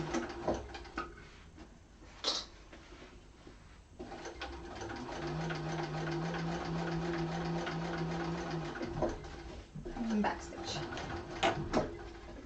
Whew. Okay.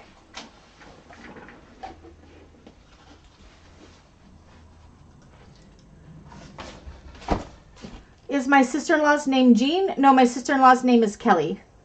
My middle name is Jean.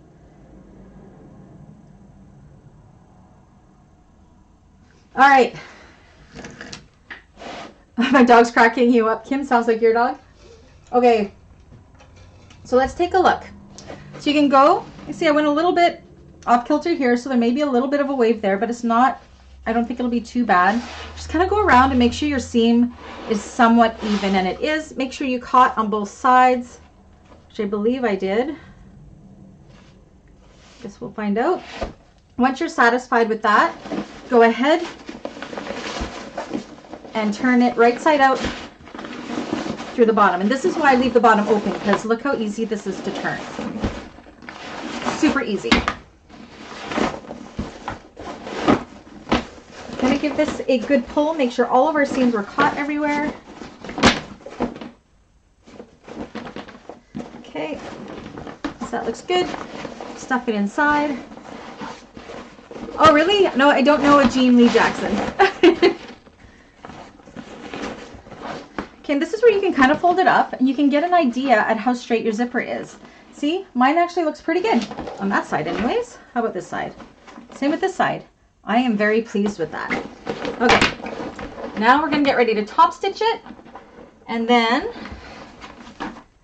now the top stitching is a little tricky because it's really hard to clip this down. I do have giant clips. Let me try those. So we want to clip where we can, rolling it between your fingers. This is where you want to make sure you have enough clearance for your zipper pulls. This is where it gets caught, and that's where the, I don't know if these are going to help. We will find out. Oh, maybe they will. I'm using these giant clips. I never ever use these, but it's going to help me hold those seams in place a little bit better. Otherwise, I just use my hands. If you've used all cloth, you can definitely go ahead and give this a good press, but you just want to make sure that that lining is really tucked in underneath because you don't want it getting caught on the zipper. My client chose amazing fabrics. She always orders cork, and I'm always so nervous because she pays the extra for the cork because it's so expensive. But if I mess it up, it's out of my pocket, right? So but yeah, this is cork from Cork Supply from Trail, BC. Same province as me. Sherry is amazing. Okay. So you can see here how my tails are still hanging out. So we veered them out properly. Want to make sure we're not sewing through them. Okay.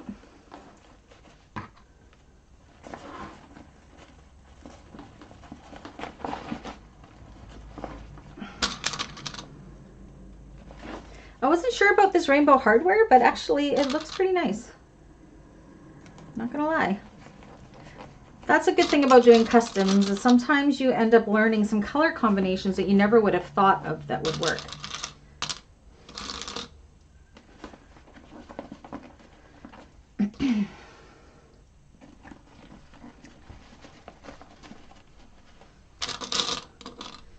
All right.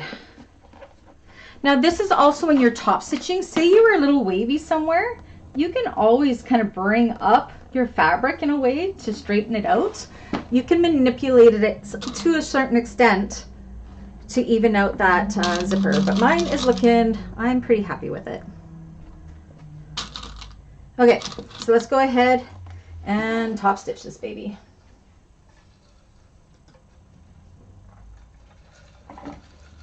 Alrighty.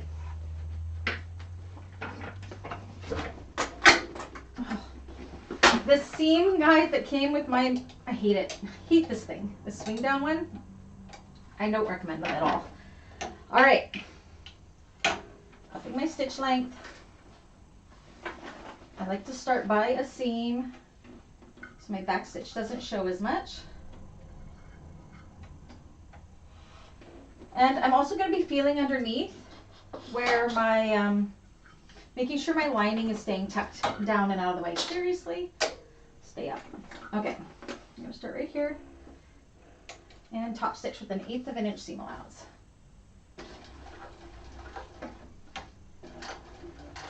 Now this is normally, if we didn't do the taking away of the bulk, I would say have a hump jumper ready for those side seams.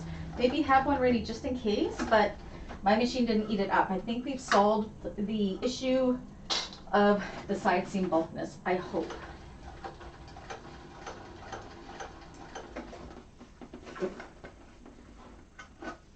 Okay, so I'm going to just kind of feel under, make sure my lining is behaving without sewing through my own fingers. Yeah, there is no thickness in those side seams. I'm very pleased with that method.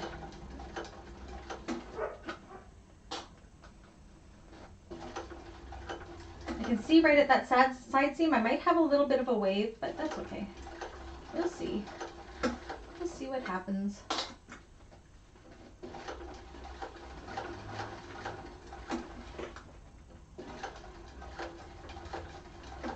Always get nervous top stitching the front because this is so visible. Yes, I get nervous a lot.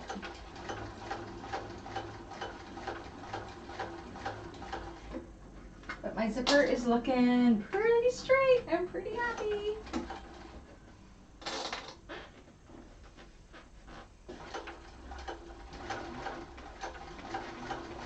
You don't really know until you put on the zipper though. The zipper pull.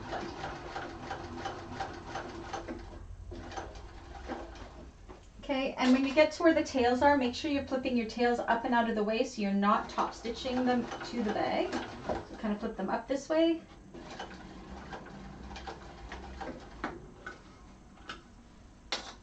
Same with this one, up and out of the way.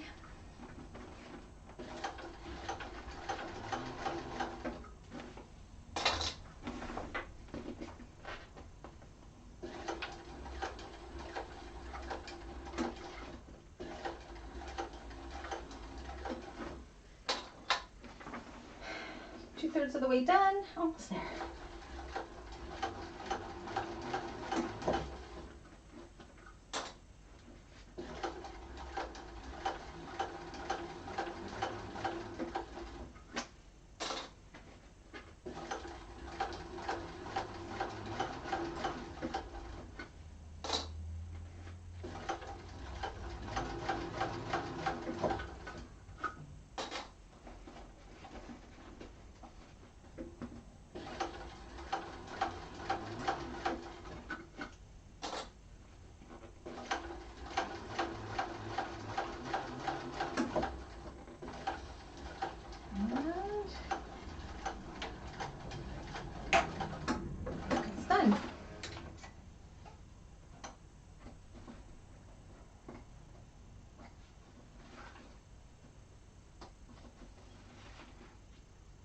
I could have did a different color bobbin thread so it didn't show through, but my lines are pretty straight, so it's okay.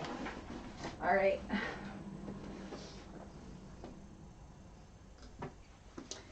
Okay, so she is all top stitched. Now, before we seal up the bottom, I'm going to put my zipper pull on. So I want to just make sure my zipper's straight. Not that I can really fix it anymore at this point, but I'm just curious. And then we'll sew that bottom on, and then we are done. So what I'm going to do is take this to my zipper jig. I'm going to stall my zipper pull on, and I'm going to make sure these lines match up, and then I know it's straight. But my zipper jig is attached to the table over here, so you can't see what I'm doing. So I'll be right back.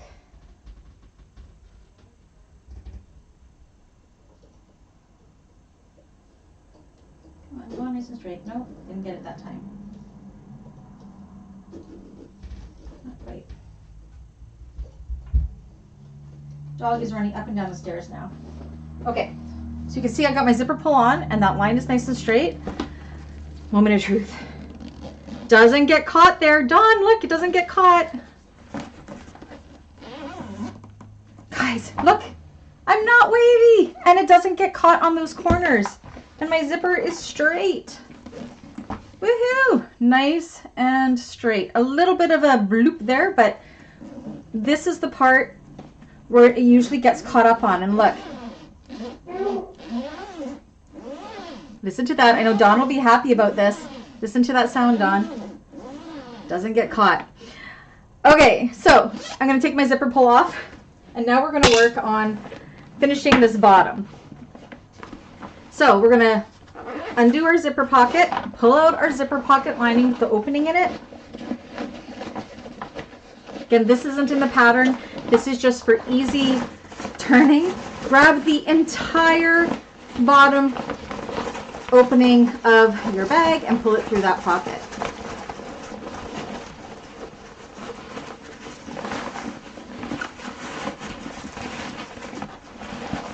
A little more awkward because I've used waterproof canvas, more so because I'm not used to using waterproof canvas. And what we're going to do is we are going to sew this from 3/4 inch box to 3/4 inch box, the exact same fashion that we did. So we've got one side sewn on already, so we're going to go ahead and do the other long side. Match up the center, clip it across. And again, linings do not have to be perfect. But yeah, no, I'm so happy that we did the pawling to learn that trick about the thickness, because I will actually do that trick with those sides in every bag that has a side seam there, especially with the top zipper, because 8 times out of 10, it always gets stuck right there. I know that's what Dawn was struggling with too, and we're trying to come up with a solution, but now we have one. Perfection. Okay, so I'm going to go ahead and we're going to sew across there. We're almost done.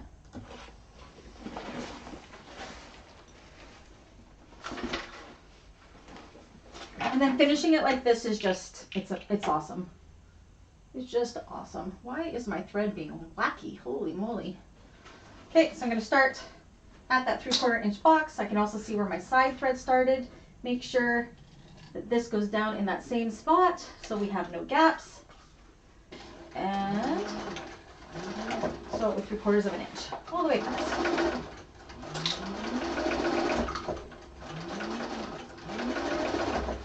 And then we're going to go in and do the exact same thing with our sides. So I'm going to do that all at this machine right now, rather than going back to the table. 3/4 inch box.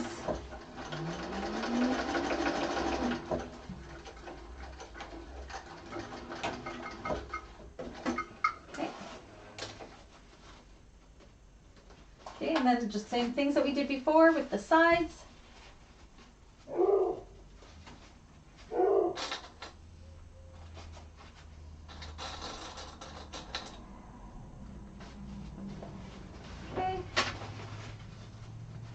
We're going to go from where the thread stops to the thread stops, or the 3/4 inch box to the 3/4 inch box. Again, you can see it's not perfect, but once I get to the linings, I'm like, whatever. Let's just get her done. Okay. So I can see my threads match up, which is what we want, so we have no holes.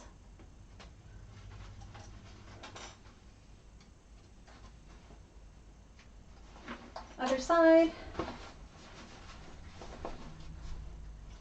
And of course, working with a lining isn't as thick, so it's so much easier too.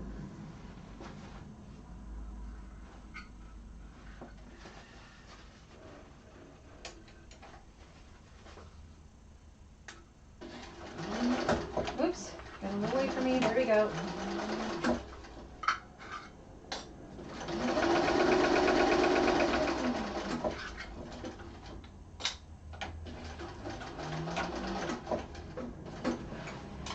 All right.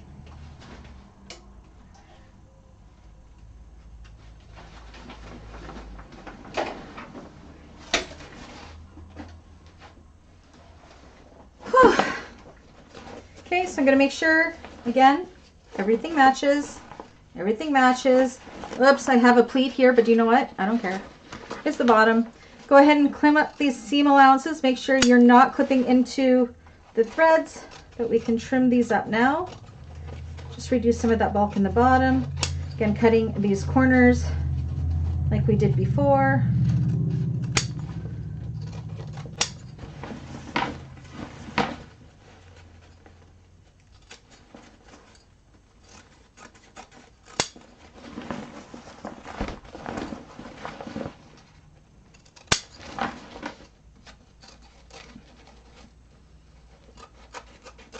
Because that is a huge seam allowance.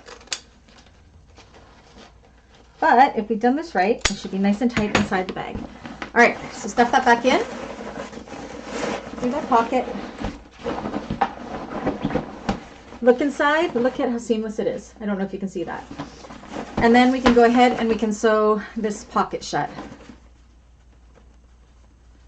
Am I using my freaking laser? I don't really use the laser, no. So I got the Ultra 1341, and it just came with some extra bells and whistles like the needle positioner, the laser, and that drop down seam guide. I don't use the laser, and I hate the drop down seam guide. Just tell you that for now. So those were two things. Didn't need needle positioner. It isn't a need, but man, it's nice. That's why I've ordered one for my flatbed as well. I said as soon as Dave can install it. So I'm turning in my raw edges, and I'm going to go and top stitch this shut.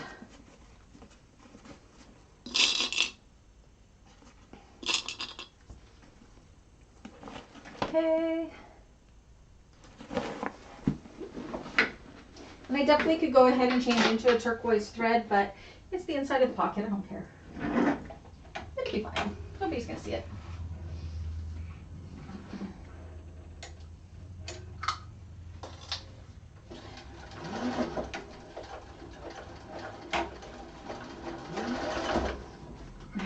Having my walking foot doing this is kind of hard too because it's not grabbing all my fabric, but I'm too lazy to change it out for this last little bit. Into my standard foot. I got it. I just got to guide it more with my hands than the machine.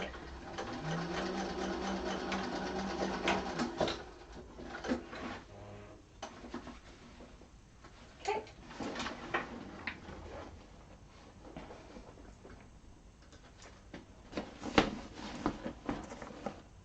Oh, you know what? I know you could put a cool little woven label in there. I don't, because I think it's a waste of money, to be honest. For me anyways. Because nobody looks in there. And I don't know. I try to keep my costs down. Okay, so I push that in. I'm going to go ahead and put my zipper pull back on. I'm going to burn some of these threads on the inside.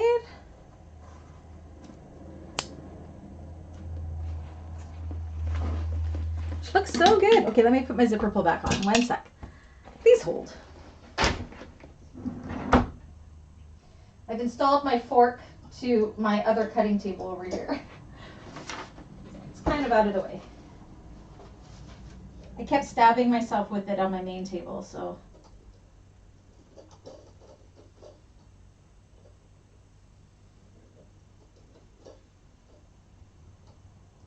Go in.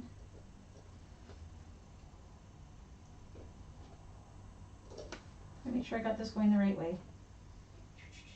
This way. Oops. Sorry guys, I know you can't see me right now.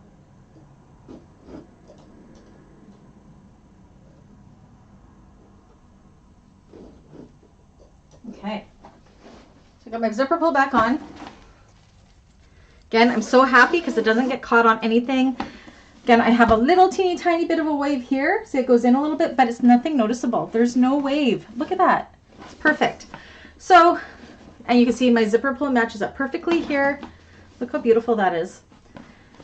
So I would trim my tail up to about here, leaving about, what is that? 1, 2, maybe 3 inches, and put on my zipper tab. You can make your own zipper tab. It just hangs on the inside. Put on your handles, and then it's done. That's it, that's all. So you can see how you would clip. I don't have my crossbody strap done. Do I have another one hanging out somewhere? I do. Let me show you how the crossbody strap will work.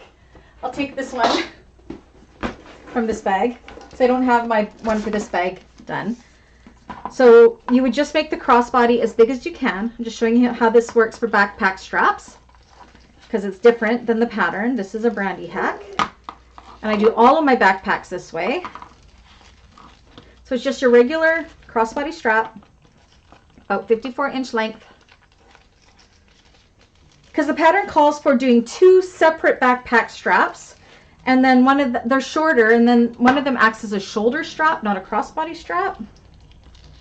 This is just better in my opinion. Okay. So you make this as big as it possibly can go. So pretend this one matches it. You clip this on, bring this around. You're going to drop it through the O-ring and here. And let me put this up. I'll show you how perfect it ends up being on your back. See? It sits perfectly on your back. Not too low. You can make it come higher if you wanted to, but I think it's pretty darn good. And it does it all with one strap. So yeah, I'm really happy with it. Like, I'm so happy. I mean, look at that zipper. Looks so good. Perfect. And that's it. That's all. That's Trailblazer class done. It's not too hard, right? So the scariest part is that top zipper. But again, you just take it slow. Again, mine's not 100% perfect. So I said I do have a little right here. Bloop. You see? Bloop. But I am so happy that it doesn't get caught up on these sides. And I got to take note of the pattern, because usually I have to take those seams and bang them with a hammer. But doing it this way is music to my ears. So yeah, trim up your tail to the length you want it. Put on your zipper end or make a zipper end. Attach your straps, and then we're done. Yay! So yeah, I will create the album for these in the Bagmakers group. I did say to those that joined us earlier that rather than doing month-to-month mini videos, because everybody is still, like, I keep putting it off because I have people still making some from like January or even like November, and I don't want to not include anybody. So I've decided bags for the whole year. So the next video will be from January to December pretty much. So bags for the whole year will be due by, say, December 27th. And then I'm going to make a year in review video of all the classes. So you can now send pictures of the insides, and we will show everybody's bags. It'll be in sections, January's, Tuesdays, January, Thursdays, and it'll be one big video for 12 months of the year. How does that sound to everybody? I think it should be really good. So yeah. So I can't wait to see all your Trailblazers. Again, make sure you post them in the group. You can add them to the album. I'll get the album up soon. And yeah, next week, Penny in on Tuesday. Excited for that one. And the Mabel on Thursday. And I'll hopefully get those tutorials done up Sunday and Monday. So thank you for everybody for joining this class. Again, you see some things I did struggle with, even though I've made this a million times. But yeah. All right, thanks everybody. And look, 6:02. We did it. We did it in 4 classes. I will see you guys all on Tuesday. Bye everybody.